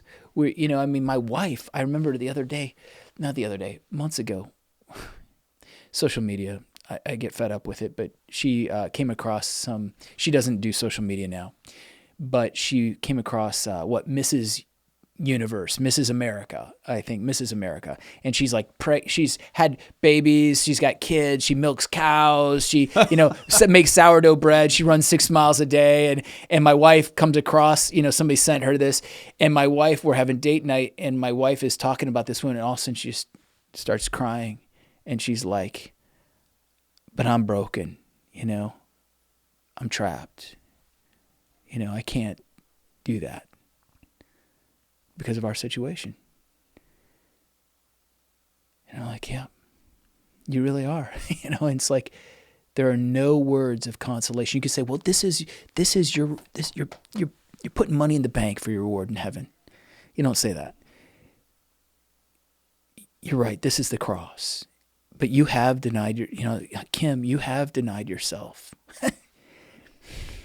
You have taken up the cross. And this was so ironic. We think about following Jesus as the disciples did. We wander around with him for 3 years, or we, go preaching church to church, synagogue to synagogue. You could be inside the 4 walls of your home, serving the little ones, the least of my people, and you are following Jesus. In fact, you're not only following him, you're serving him in that person. I remember Matthew 25, reflecting on it, and this whole idea of when Jesus says in Mark and Matthew, both in those areas about that, the final coming, and he's like, therefore I say to you, watch. And I was like, watch, huh? Watch the sky, watch for him to come. And he's like, when I was hungry, you gave me food. When I was thirsty, you gave me something to drink. When I was naked, you clothed me. I was in prison, you visited me. I was sick, you visited me. And I was like, watch. Oh, when you're in these situations, watch for him in that person. Look for him in there. Watch for him. And I was like, after all those years, even looking at Anna Marie, I was like, oh, I'm supposed to be watching for Jesus in Anna Marie. Because sometimes I get fed up. Sometimes I'm just like, oh my gosh, another blowout diaper right before we got to go to mass, right before we got to go somewhere. And, it's a 23-year-old diaper, it's like, man, and, it's just, but it's worth it.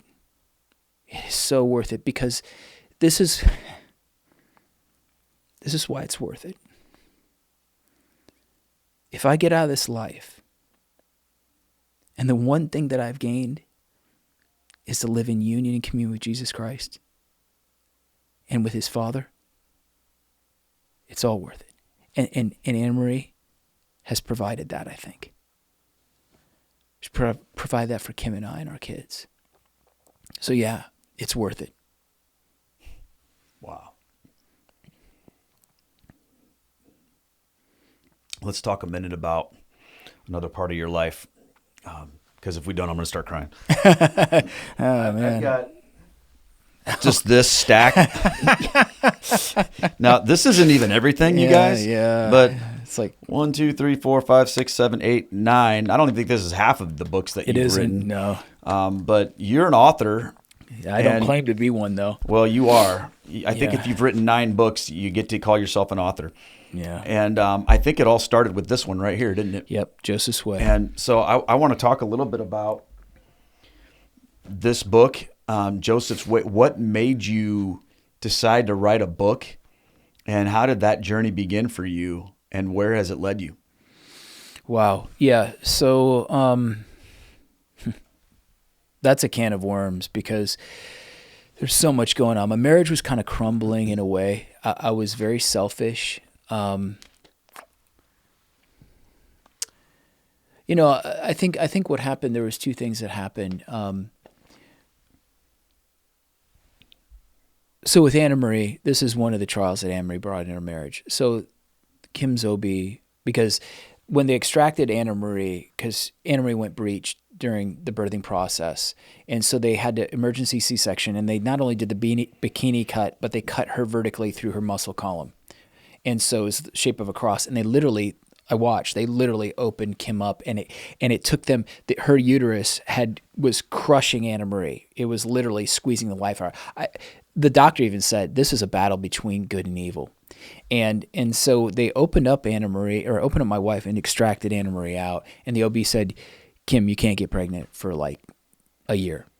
And so, we're trying to figure this out. I'm a guy full of testosterone. I'm still bound by lust. I think that I'm a good Christian guy. My wife is an outlet for lust. I'm objectifying her, even though I don't really understand what I'm doing, and then all of a sudden it shut off. And then I'm like, whoa, this is bad. And so this went on for a while, and she was so great. My wife was so great in trying to help us through this, but she saw me as a weapon, like I could kill her if she gets pregnant. That was the thing, and she could hemorrhage and die. And so that went on for a long time, and I remember finally, I'm done with this, I'm leaving. And she went to the store with the 3 kids, and I had decided, I packed my bag, and I was going to go over to a friend's house. I was not coming back. And I walked out the front door. This is before smartphones and everything, and she had forgotten something. I think it might have been the list of groceries. And she pulls up right when I'm leaving the house with the bag. And she says, what are you doing? I'm like, I can't take it anymore. I want to go to counseling, I want to do all this stuff, and you don't want to do it. She's like, okay, let's have a priest over. So we had a priest over that night. And pouring out our hearts to this priest. And Kim and I, we hate each other basically. And the priest is like, oh, this is easy. You guys have given God 3 beautiful children. And he wishes no more than this, Humanae Vitae makes a provision for people like you to use contraception. And I'm like, that's not what Humanae Vitae says. And my wife and I, we look at each other, and for the first time in like 3 years, we actually agreed on something. We agreed to disagree with this priest, and so later that week, I was going to daily mass, and this guy was like, hey, you, come here. Never saw him before. And he gives me this tape set, but it was Pope John Paul II's Theology of the Body. And Pope John Paul II, in his Theology of the Body, he teaches that the essence of a man, basically, he sets the pace of self-giving love. This is what I got out of it, at least. He initiates that. He goes forward. He sacrifices himself for his bride. And so I started walking in this, right? And but I just didn't understand what it meant to be a husband or a father. The Theology of the Body was warming me up to that idea. But then I went to Medjugorje, and that was that trip with you, and I was struggling so bad, recovering from thyroid cancer, a lot of mental problems, still have those, like this off and on kind of like, whatever, get depressed. But that was really bad then, very bad. And I remember meeting Nancy, and I just told Nancy, I'm like, Nancy, I just feel like God's got some kind of claim on my life, like he wants to do something with me, and I just can't let this desire go. And she's like, are you married? And I'm like, yeah, I'm married. And she goes, do you have children? I said, yep, I got 3 children. She said, go home, be St. Joseph. And I was like, that's it? St. Joseph, and so St. Joseph was the old guy in the stained glass windows who's got the tonsure, and he's leaning over a cane. He's in the shadows in the dark, and the light's on Mary and Jesus, and I'm like, St. Joseph, Could I be like St. Paul and wield the sword of, the scripture, or like King David? But no, I got to be St. Joseph, and, he really likes lilies, so.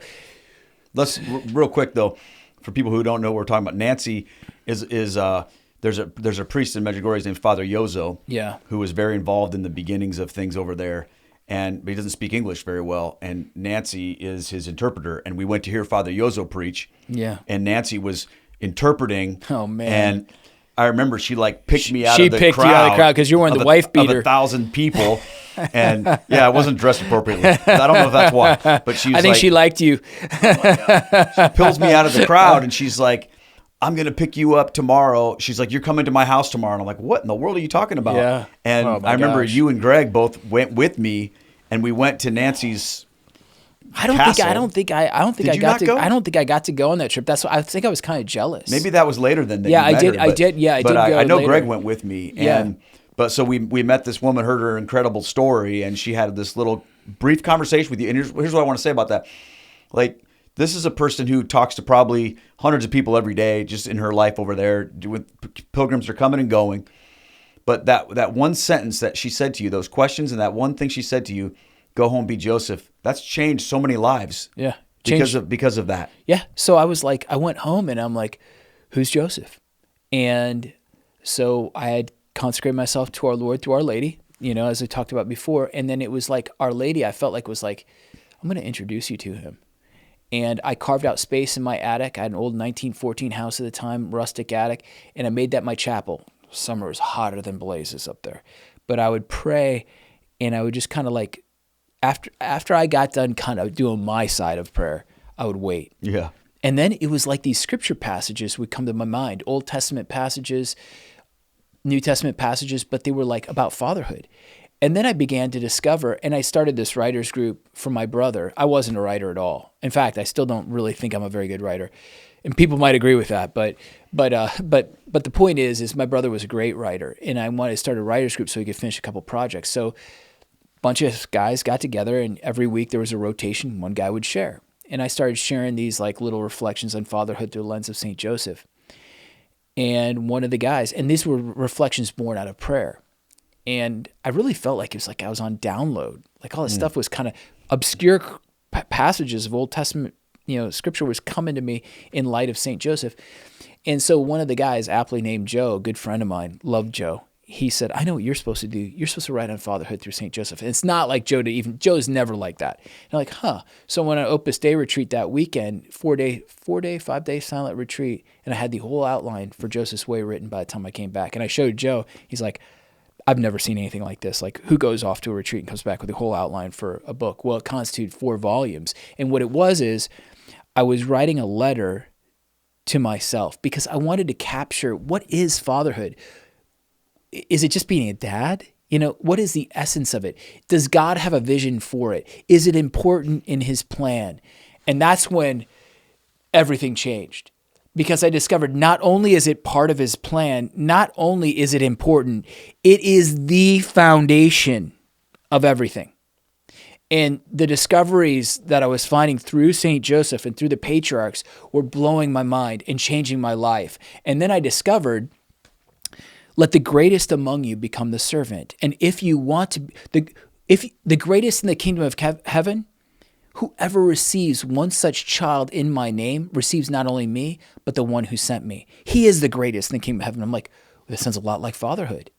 If I receive my child as Christ, perhaps my child will receive Christ. And so it got me on this just path. And so I was writing, and Joe was incredible because it ended up just being me and Joe after that writers group. And he edited the first 4 volumes. I mean, that poor guy. I mean, I didn't know how to write. That guy's a saint. And it was so funny because I shared it with a friend. This is in my graphic art days. I shared with a friend who is a creative director at a publisher. Not thinking anything of it. He shared it with a publicist without me knowing. The publicist shares it with Ignatius Press without me knowing. Ignatius Press calls me and says, we want to publish your book. And I was so stupid. I said no. Because I was like, I won't have rights to it, And then they called me back and said, no, we can make a deal. You can still retain your rights to it. And so then it quickly became like, it was on the front page of their catalog for like, it was like one of their best sellers for like 2 years or whatever. And that's when it all began. That's when the apostolate began. That's when the speaking began. I didn't know how to really speak. I mean, I'm not like you, and definitely not a writer. But yet I was put in these situations to do that. And but what I found was there was this huge chasm, this huge void of spiritual fatherhood, and that this is why the church is in crisis, really, ultimately, is because society goes by the family, and the family goes by way of the father. If you want to change the world, the father must change. And so he must become, like St. Joseph, a father on earth, like the Father in heaven. And that's what every father is called to do. I bend my knee, St. Paul says in Ephesians 3, 15? I bend my knee before God, the Father of heaven and earth, from whom all fatherhood derives its name. So we're named and claimed in the image of God the Father as fathers, and we're called to live out that image. As JP2 says, John Paul II in Familias Consortio, I think it's Article 25, he says the human father's mission is to reflect and relive God's fatherhood. Whoa, huge, huge. But God's fatherhood is missing from our society. Nobody, Amen. They don't understand God because they don't understand fatherhood. They don't understand fatherhood because they don't understand God. It's one and the same. And until we get this right, the family's going to suffer. You're going to have identity ideologues pushing their stuff of what the family is and what marriage is and all this stuff because they're scrambling, trying to figure this thing out and try to find happiness. And they never will because it's born in marriage. It's born in family. It's born in fatherhood, a man who's willing to die, to sacrifice his worldly desires for what seems banal, my kids and my wife. But that's how the world's changed. Wow. So you wrote this book. It became this Catholic bestseller, and it's 4-volume set, right? Yeah, I remember you just kind of churning things out. Yeah, they combined the first two into one book. Yeah, and then, it was crazy. I founded a local chapter called the Fathers of St. Joseph. Yeah. And then the talks from that started kind of going viral worldwide, and then other people wanted to start their own chapters. And I'm a terrible organizer, terrible at systems, and so all these people are trying to start their own Father of St. Joseph chapters. But I think this is a problem with ministry sometimes. Sometimes it's just too personality driven, and so they wanted access to the content, but the content and I were kind of like one, and so I've tried so many things over the years. I mean, 22 books. 24 books now, it's like, and now I'm trying to do some other things, but it's amazing. I mean, the ripple effect. I get down, me and you, we're tight on this, but I get into some very dark places where I just feel like I'm a failure. I feel like what I do just has such little impact on people. And then you get this call, like there's this guy from Louisiana. Love this guy. He's a doctor, young doctor. He wrote an email and said that he gave Custos, that's the total consecration book I wrote to St. Joseph. Which we did on the Rosary Crew, by the way. If you're watching the Rosary Crew, if you were with us, and I think we did that in 2022. Yeah, you did when it first came out, really. We did Custos. Yeah. And one of his patients comes in, and the guy is broken. His wife is leaving him, getting a divorce. He screwed up his life, and he gives this guy Custos. Says, I want you to read this and do it, because Custos is a doing and reading kind of thing. It's living the spirituality, and that's I want to talk about that too. Yeah. The idea of really what this is all about, living the spirituality. So we need to get back to that. Yeah. But he gives it to this guy. Well, Dr. Tyler writes me this email saying, this guy does Custos. He reapproaches his wife. Their marriage works out.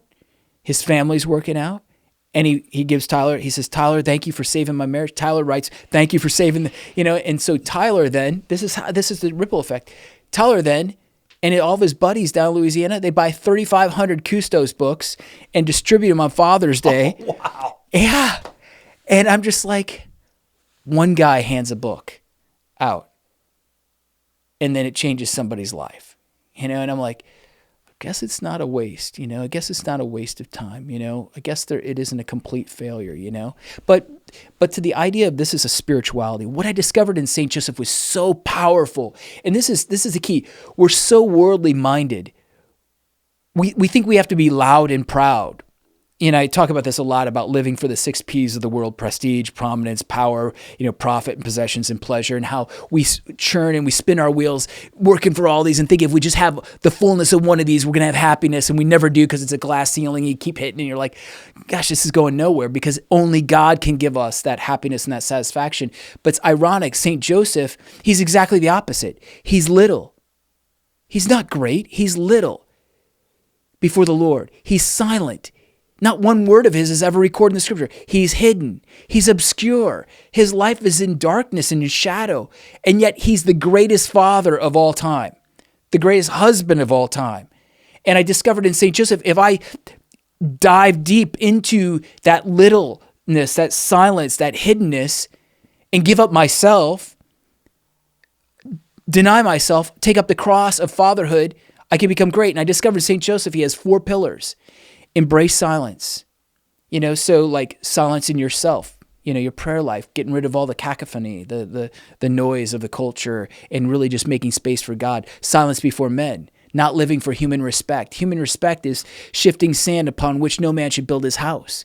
And then silence before God, living your life in sacrifice for him without telling everybody about what you're doing or complaining about it. And so embracing silence, embracing woman, that is embracing your wife, embracing all women by dying to lust and loving them properly without objectifying them, upholding their dignity, and embracing the woman, the Blessed Mother, as your own. And then embracing the child, becoming the face, the voice, the touch of the Father that our children cannot see, they cannot hear, they cannot feel. And then embracing our charitable authority, which is completely countercultural, that we are the spiritual leaders of our family to be the protector, the provider, and the priest who transmits the divine commands and love of God. And in him, I discovered all this. And then that became the framework for my life, which has changed me through and through. Every time I'm in an argument with my wife, I'm like, live the spirituality. Every time I notice when my kids are like becoming distant, live the spirituality. Every time I'm tempted to shirk my authority or run away or flee, live the spirituality. Joseph is amazing, and he's so humble. And I'm like, and just driving up here today, I'm thinking, I'm a failure as a Christian. Lord, I do not give my life as I should. You've given everything, and I hold on to all this petty stuff. I just want to give everything to you. And I look at St. Joseph, and that's a man who gave everything so that the Blessed Mother would be protected, so that Christ's child would be able to be raised in obscurity and become that Lamb of God. Wow, what a mission. I want that mission. And you've given your life to make that happen. And you and I are both here doing this because of stewardship. Because of David Abel and what he's done. And many of you guys don't know who David Abel is, but he's the man who basically provides the venue for which we can do these things with stewardship, mission, and faith. And of course, a lot of other people too that have gotten their start with David, and he's done all this stuff for so many people, but nobody knows who David Abel is because he's silent and hid outside of his world. It's little silent, hidden. And we've got these examples, and I love David. You're that example because you're not trying to become some big YouTube superstar, although your YouTube channel is amazing. If you haven't checked out... It stinks. Devin's YouTube channel is awesome, and I'll link it in the description. Everyone go and subscribe to Devin's YouTube channel. It's so good. He's always like, Keith, I want to turn these videos off. Nobody's watching them. I'm like, no, these are amazing. So we're gonna change that. Everyone go and subscribe to his channel and share it and all that stuff. But I mean, the way you talk about St. Joseph and the spirituality, I know that a lot of men it's kind of targeted toward men, but I've talked to a lot of women who have said, man, that's changed my life too. Yeah. Because it just like everything in our faith, there's something for everybody there. Yeah. And when you look at what you've experienced with the Fathers of St. Joseph and the ministry that you have and all of these things, man, I just want to tell you, don't ever feel like a failure because you have changed so many lives. Everywhere I go, I run into someone who knows Devin Schadt. They're like, oh yeah, that Devin guy, I got his book, this and that, whatever. And part of your deal is you're so busy with your family doing these things. You don't get to see a lot of the ways that you've made the impact. But man, I'm telling you, dude, you have. Yeah. Oh, thanks. I just think though, for me, and this isn't for everybody, but for me, social media, measurements, algorithms, the world rates you certain ways, that kills me. And it's probably because I'm very weak and, out of my wounds as a child, not measuring up and then fighting to measure up and being little and wanting to be big and all those things. But I have had to I remember when I made this decision, it was, in the early years of my walk and then Anna Marie and our marriage and all that, that chapel going dark. I call it my tent of meeting. Moses erected a tent of meeting outside the camp where he could consult, and Joshua and others could consult with God. And so it's outside the camp of normal life. And I remember carving out that space and making my chapel. And it was then that I decided to be little, silent, hidden. And I waver sometimes, right? I sometimes I get tempted into the ways of the world to do it the way the world does it. But it's always like, no, I must do it the way you want to, Lord. And the way that, for me, the way that I sense that he wants me to do is to be little, silent, hidden, and not be loud and proud and not promote myself. And it is kind of amazing, like Gab, I was asked to do that talk down in Houston, and I'm not promoting myself. And then Gabby puts it on his YouTube channel. And talking about Gabby After Hours, there's an amazing talk that Devin gave down there at Gabe's church, and it's on Gabby After Hours channel. Check that out too. Yeah, so Gabe posts it, and I don't look at, but my wife is like, man, it blew up, and so God will take care of it, but it's hard for me. It is hard for me because I want so badly for the spirituality to be lived, but I don't want to appeal to the world's maxims and standards or methods to do it. That's always the rub, isn't it? It's always the tension that we walk in as people who are involved in any kind of public ministry. You want people to know about it. You want it to impact people. And you live in this world where you have to put yourself out there. But there's so much of us as humans that gets in the way of that. Yeah. And here's what I've discovered is unless you can figure out what it looks like to be faithful to Christ in that, whether you fail or whether you succeed, you're going to be miserable. You're going to be miserable. Yep. Because if you fail, right? If your video doesn't blow up, if it doesn't go viral, if you don't get subscribers and views, all that stuff, which we've all been there. Then you feel like a loser. You feel like, oh, I'm nothing. Yeah. But if it succeeds, there's a whole nother ditch you can drive right into. Pride, man, vainglory. Of pride and thinking that you're better than other people and starting to view other people through that lens and all of that. And that, you could probably argue that's even worse for a person's soul than if it doesn't take off. Well, vainglory runs in two directions. Either side, you commit it. So like if you want it and you don't get it, or if you get it and you want it and you're doing it for yourself primarily, even though you say it's for the Lord and my motives are for the Lord, I'm for changing people. Well, a litmus test is take you out of it and put someone in your ministry and have them run it instead of you and see if it's still about you, But I think I love Jesus' example. Jesus is the evangelist par excellence. No one like him. And what does he do? He leaves the stage. He literally leaves the stage and leaves his content with someone else.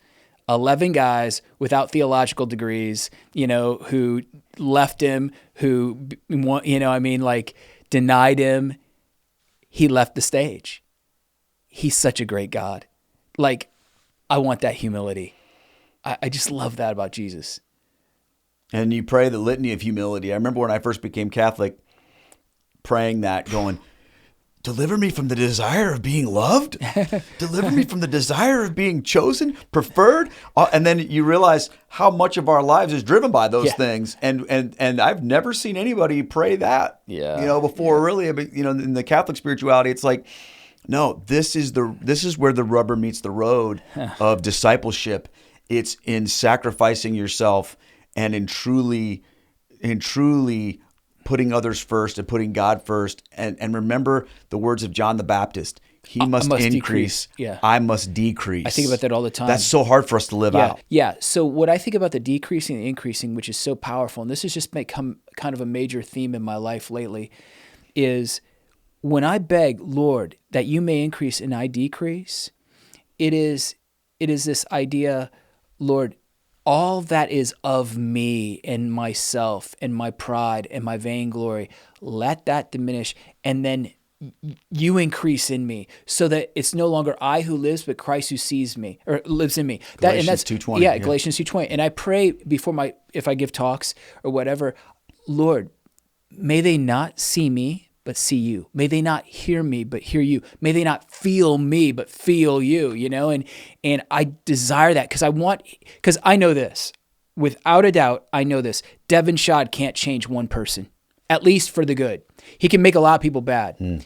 He cannot change one person for the good. Devin Schadt cannot take 6 jars holding 20 or 30 gallons of water and transform it into wine. He can't do that. Devin Schadt cannot take 7 loaves of bread and multiply them to feed thousands. He can't do any of that. The one thing that Devin Schadt can do is get out of the way and let Christ live in him in such a powerful way that he gives someone hope. And I say this all the time. I can't solve your problems. And even if I could, I'm not God. I can't. But one thing I can do is give you hope. And hope isn't an Obama slogan, or change. Hope is a theological virtue, and virtue in the Latin is power. It is a power that is given from on high. And whenever we speak in Christ's name truly, not from self, but on his behalf, we impart a real hope for people to overcome desperation, despair, loneliness, depression, anxiety. We give them real hope that they're loved and that there's something greater for them in this life and in the next. And if I can do that, then blessed be me, But I've got to maintain that I'm insignificant, I'm ordinary, I'm little. Because in my insignificance, if I embrace that for the Lord, he'll grant me significance. If I'm little for the Lord, he's going to make me great, If I'm ordinary, he's going to bless me in extraordinary ways. The gospel is bass-ackwards from the world's ways. It is. And if we don't get this right, we get everything wrong. Because all we're doing is we're masking our religious efforts and our evangelization on a worldly program and system. Christ doesn't do it by the way of the world. He does it his way. And his way often is despised by the world as being too little, too small, too poor, too humble. Amen. I want that. I want that humility. I want that littleness. And I want to see God explode and manifest through it. Amen. That's what I feel like the Lord is wanting to do in all these things. And it's funny because in the middle of that, you've also had some pretty amazing opportunities. I mean, let's talk about the Catholic Gentleman for a second. I mean, that's a pretty big podcast. Yeah. And on the audio side, it's huge. Yeah. And John, I remember talking to John Heinen about you, and he was like, I really hope I can get Devin to do this, And I was John's like, this would be awesome. Yeah, I love John. Yeah. So for folks who don't know about the Catholic Gentleman, it's a podcast that deals with men's issues primarily, and it's pretty amazing. So make sure you guys check that out too. But what's that been like for you to be involved with that? Oh, man. Well, first of all, it's an honor.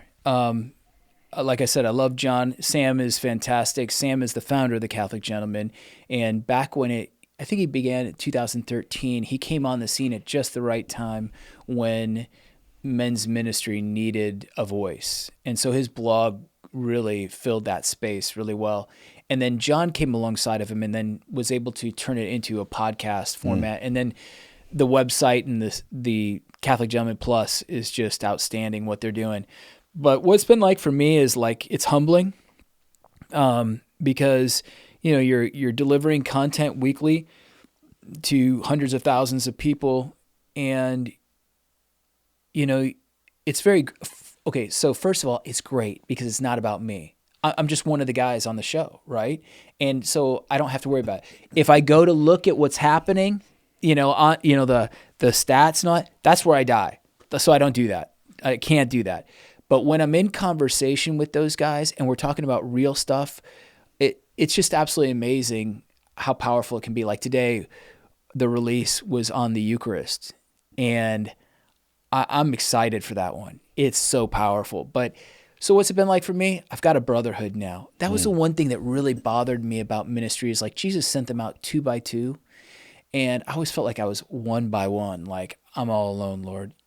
And I would beg him, please. And not to say we've got our team stewardship, but I mean locked arm in arm with a brother creating content, developing frameworks for episodes, really trying to reach people, not with stuff that's sensationalistic or the latest news or, Archbishop this or that doing this, but really with stuff that's going to help men become real men of Christ, men of God, men of St. Joseph. So it's been a really great experience from that perspective. As always, I hate watching myself on video. I'm not even going to probably watch this one. It's hard, but I'm really thankful for it. It's a great opportunity. Well, I love it. It's been great, and I'm excited that you're doing that. Well, Devin, you've got so many things that you have offered the world, and so many things that you're always talking about. Whenever I talk to you, you've got, hey Keith, I've got this idea for this particular thing. It's the spirituality or this, and I'm always just like, how does your brain work, man? I don't understand. But what you have coming up now, that you're doing on your YouTube channel, you're going to start a podcast, like all these things, the way of a man. Right? Yeah. Tell us about what that's all about. Yeah. So a while back, I wanted to offer on our website. So I got burnt out with programs and paywalls and subscriptions and all that stuff. And I, preach the gospel free of charge kind of thing. That's really convicting me as an evangelist, I guess, if you even want to call me an evangelist. And so we revamped the website, the Father of St. Joseph website, to reflect that. So developed this blog called The Way of a Man. And the idea behind it was I was going to offer men short 350-word, blog posts that would walk them through becoming a real man. What does it mean? What is this way of a man? How do we live this in life? Well, then that grew into an idea that I'm actually really excited about. And if I get excited about it, that's like meaningful to me because a lot of my ideas I don't get excited about. But it's a podcast called The Way of a Man, and it's a systematic progress in batches, if you will, series that take you from A to Z on a chronological kind of walk through what this vision of godly manhood is. Okay. And the remedies to kind of face the problems of our culture and even the problems within ourselves, the challenges that we face. And so, like your reality is series 1. And each of these are like 7 episodes, which are about under 7 minutes, usually under 6 minutes, including the bumper. So they're really succinct, hard hitting. They might be a bit of a monologue. I don't know. It'll be interesting to see what people think. But what I'm doing is I'm taking you through the journey. So it starts with your reality. What are we facing in the world? Where are we at in that? What's our real battle here? What is God expecting of us? Who does God choose and recruit for his army? Then it gets into your greatest battle, which is all about your identity as a divine son, a son of God, in Christ, and how that is truly the greatest battle. I love that topic. I could talk about that all day. And then your greatest weapon, which is your prayer life and silence. And then getting into your greatest asset, which is your marriage, your greatest mission, which is fatherhood, your summons to sacrifice, what it really means to be a man, and then your spiritual leadership. So I'm going to break these out instead of delivering one by one, like we talked about. I'm going to deliver them in batches of 7 so guys can binge listen and just get that idea of that series overall. And I'm really excited about it because what I'm doing is I'm synthesizing all the content that I've developed since 2005, because Joseph Way I started writing in 2005, synthesizing all those ideas and making it a chronological, systematic way that guys can learn about with the true vision of manhood, Catholic masculinity, primarily in Jesus Christ and St. Joseph. It's highly biblically based. It's a devotional. But yeah, I'm excited. When does it start?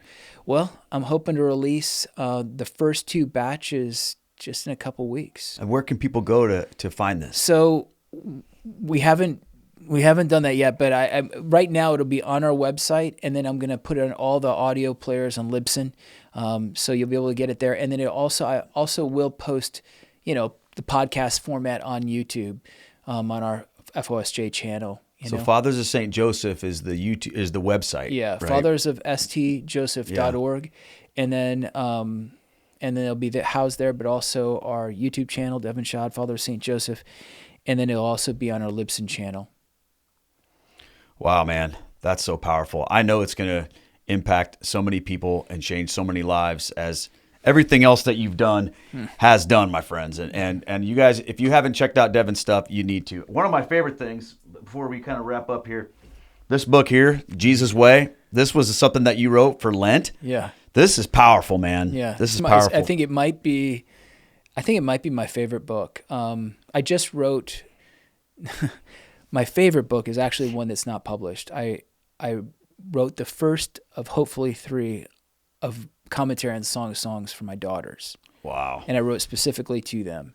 That's my favorite because that's all about living in relationship with the divine bridegroom. You know, I love it. I just love it. But that book, man, that was born out of angst because I feel like, do you feel like this at times? Do you feel like, maybe you don't, but sometimes I feel like I really don't know Jesus. Like, who is he really? Like, I think we get like all sorts of ideas about Jesus, like, oh, Jesus is really nice. You know, let the little children come to me. And then you get guys who are like, man, Jesus is tough. He's like whipping those money changers out of the temple and turning over tables. He's just a badass, Jesus is badass. And then you got other people like, Jesus is a theologian, man. I mean, he's just amazing at, so you get all these different, views of Jesus. And I'm like, this really impacted me. I was going through a real dark time.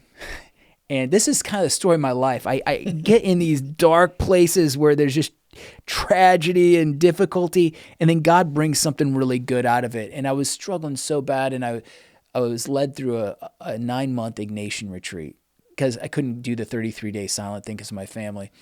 So it's an hour a day. And in the first 4 months, Ignatius takes you just into yourself and like self-analyzation. And for one sin, the angels fell. For one sin, Adam and Eve were kicked out of the garden. And how many sins do you have, and all that.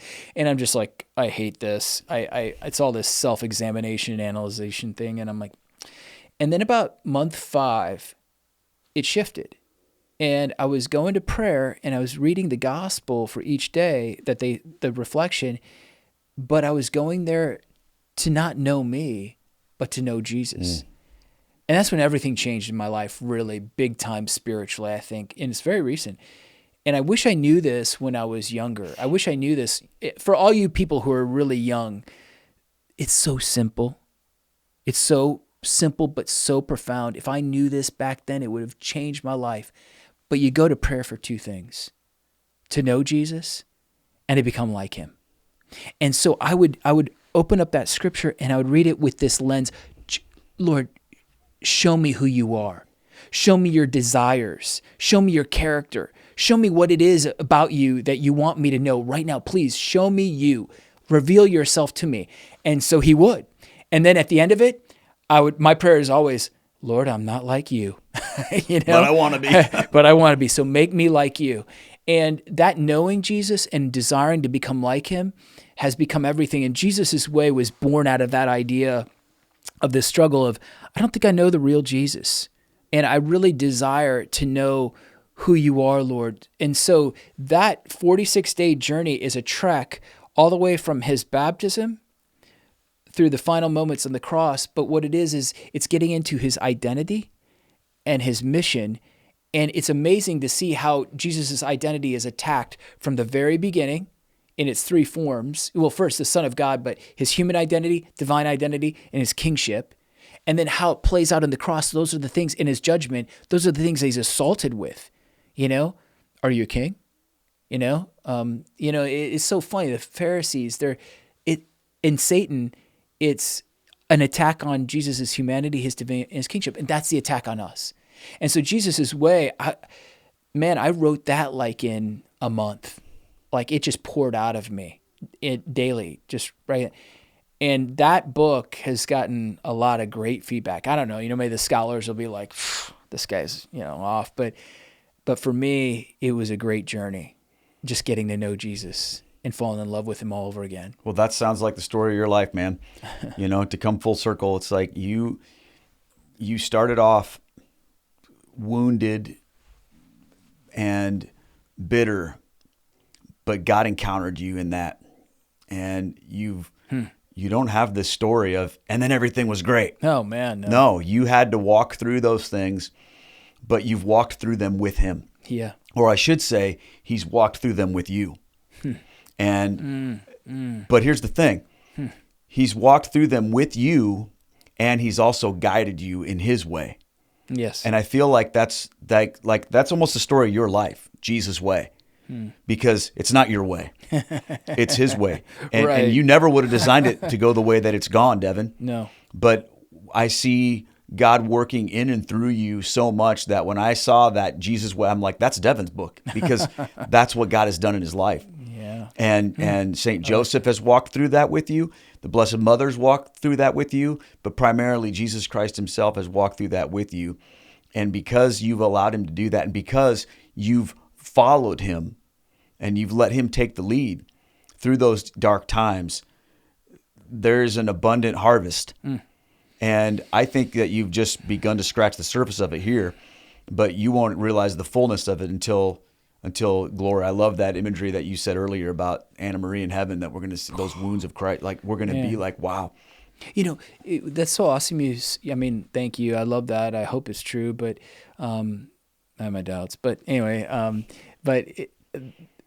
what is Jesus leading us to? This is the mistake I think we're making right now, is like, we've forgotten the Father. You know? Jesus came not to reveal himself. He came to reveal the Father. Jesus came not to glorify himself, but to glorify the Father. Jesus came to reconcile us to this deep, intimate relationship with Abba, Pater, Father. And I think that for me, my whole life can be summed up in the prodigal son account, I think. I was thieving. I was using people. I was miserable. I was vandalizing. And it's just so amazing, you know, going back to that thieving. Can we just circle back there? Absolutely. So after I surrendered my life to Jesus Christ, the lady who owned that restaurant, I wrote her, I saved up my money and I wrote her a cashier's check and I signed it Jesus Christ, and I sent it to her in the mail for the money that I stole from her. And then it was Good Friday. My buddy Bruce, who's now a priest. Yeah, that's another story. But anyway, I had all this art supplies, thousands of dollars. I even stole a desk out of that school. I literally put it in the back of the trunk right in front of the school, and just drove off with it. You know, I mean, it's insane. And so thousands and thousands of dollars worth of all sorts of art supplies. And I told Bruce, I got to take this back to the school. It's Good Friday, had the day off work. We went together, we loaded up his truck, and we got there before all the faculty showed up. And we parked it right by the doors, pulled right up, started unloading it, bringing it inside. And my art teacher, Mrs. Willoughby, she shows up and she's like, "What is this?" And I said, "I'm ready to go to prison." I said, "I stole all of this from you, from the school, and I'm returning it now." And she just goes like this. She goes, "Say no more. Bring it in." And I just feel like that's my life, is like I make so many mistakes, like the prodigal son. You know, here's this guy, this kid, if you will, who, give me my inheritance. It's like, Dad, I could care less about you. Just give me what's coming to me. You know, I want you dead, basically, I want the insurance policy, you know? And he goes off into exile. That's what the foreign land is, exile, and he squanders everything. That was me. God gives us everything. What's mine is yours always, right? The Father says. And I took all that he had given me and I just was squandering it. And then I hit that rock bottom place where I was considering suicide and just wanting to give up life. And that special needs dude, sorry about the other day, that was the turning point where I was like, and he came to his senses. And he said, "Man, my Father's house, you know, his servants have more than enough to eat." You know, it's like coming back to the Father's house. That was it. That was everything for me. And what I love about that imagery that Jesus paints for us in that picture, the prodigal son, is that it says of the father, the prodigal father, when he saw him. So there's a couple things there. One, it means that he was scanning the horizon daily, looking for his son. He never gave up on him. He yearned for him. He desired him, and he longed for him to come home so badly that he's looking out every day. But the second thing is it doesn't say when he saw his sinful son, or when he saw that sinner, or when he saw that guy who squandered all the goods. It says when he saw his son, when he saw him. And then he runs to him. And this is the thing. You and I, all we have to do is take that first step, and God will come the rest of the way. And it's so beautiful because in Middle Eastern culture, for a man to run is looked upon as like foolishness. He's like, kids run. Real men don't run. This father, this Middle Eastern father, runs in a maddening kind of way. And then he falls on his son's neck. It should be the other way around. And he weeps. And that's what God does. God, through Jesus Christ, this is the whole point of Jesus Christ. Jesus runs to us. The Father runs to us through Jesus, the incarnation, so we can feel him, see him, touch him, hear him. And he runs to us, and then he falls on our neck, and he allows us to confess, Father, I've sinned against heaven and earth. But then he kisses us with the Eucharist. He feeds us. And then he brings us back into the inheritance. He brings us back in. What's mine is thine. All that is mine is thine. And so for me, I had a massive father wound. Always thinking I had to earn. Always thinking I had to have his approval. Always thinking that somehow I never measured up. In fact, I actually thought I was Judas. I thought I was created to be another Judas. I don't know if you remember that, but I really struggled with that. And then Jesus really introduced me to his Father. And when I learned to pray, Abba, Father, and that was a big deal for me because by the Holy Spirit, Paul says in Romans 8, we cry out, Abba, Father. When we're operating by the Spirit, when the Spirit is in us, that's what Jesus wants. He wants us to cry out, Abba, Father, because now we're in this intimate relationship with the Father. That's all he wants. And so for me, the Father is everything. Because the Father was everything to Jesus. He submitted his whole life to him. And so I think that's what our world is missing today is Abba, an intimate relationship with the Father. And I know we all got wounds. We all got so many wounds, and they come a lot of times from the neglect of our fathers, the abuse of our fathers, or fathers living vicariously through their children. But man, if we can just turn to this Father, the one and true Father, we will have an unshakable confidence that cannot be defeated. Amen.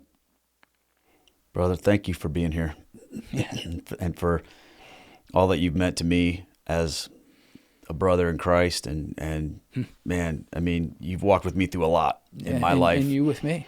And I'm just so grateful and thankful that the Lord put you in my life. And I will always say that you're the one that made me Catholic. I know it's the Lord. Yeah, I know that. Yeah, it's you too. But God used you in powerful ways and is still using you in powerful ways. And I just want to thank you for everything you have done and still do for me and my family and for everyone else in your life, man. You are a true man of God and a true blessing. Thanks, brother. And it's an honor to have you here. All of you guys, you need to go and check out Devin's stuff. And I'll link to everything that I can in the description. There's so many things.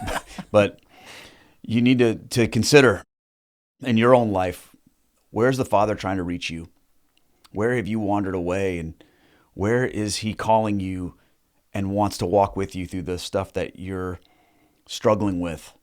Where does the Lord want to take you? All these things. We've covered so many things today. And I want to thank you guys for taking time to watch this video. And I don't have to tell you to share it because I'm sure you already have, but we want to make sure that this message gets out to as many people as we possibly can. So thank you guys for doing that. And for all of you who have supported this ministry. You heard Devin and I mention the ministry of stewardship and mission of faith. That's really the framework, the ministry that all of our ministries exist underneath. So I'm going to link to their website too. And if you want to go on there and check out everything related to stewardship, you can do that as well. But thank you guys so much for taking time to join me here on this episode. And I hope that you'll come back for another episode of Catholic Feedback, for another great interview.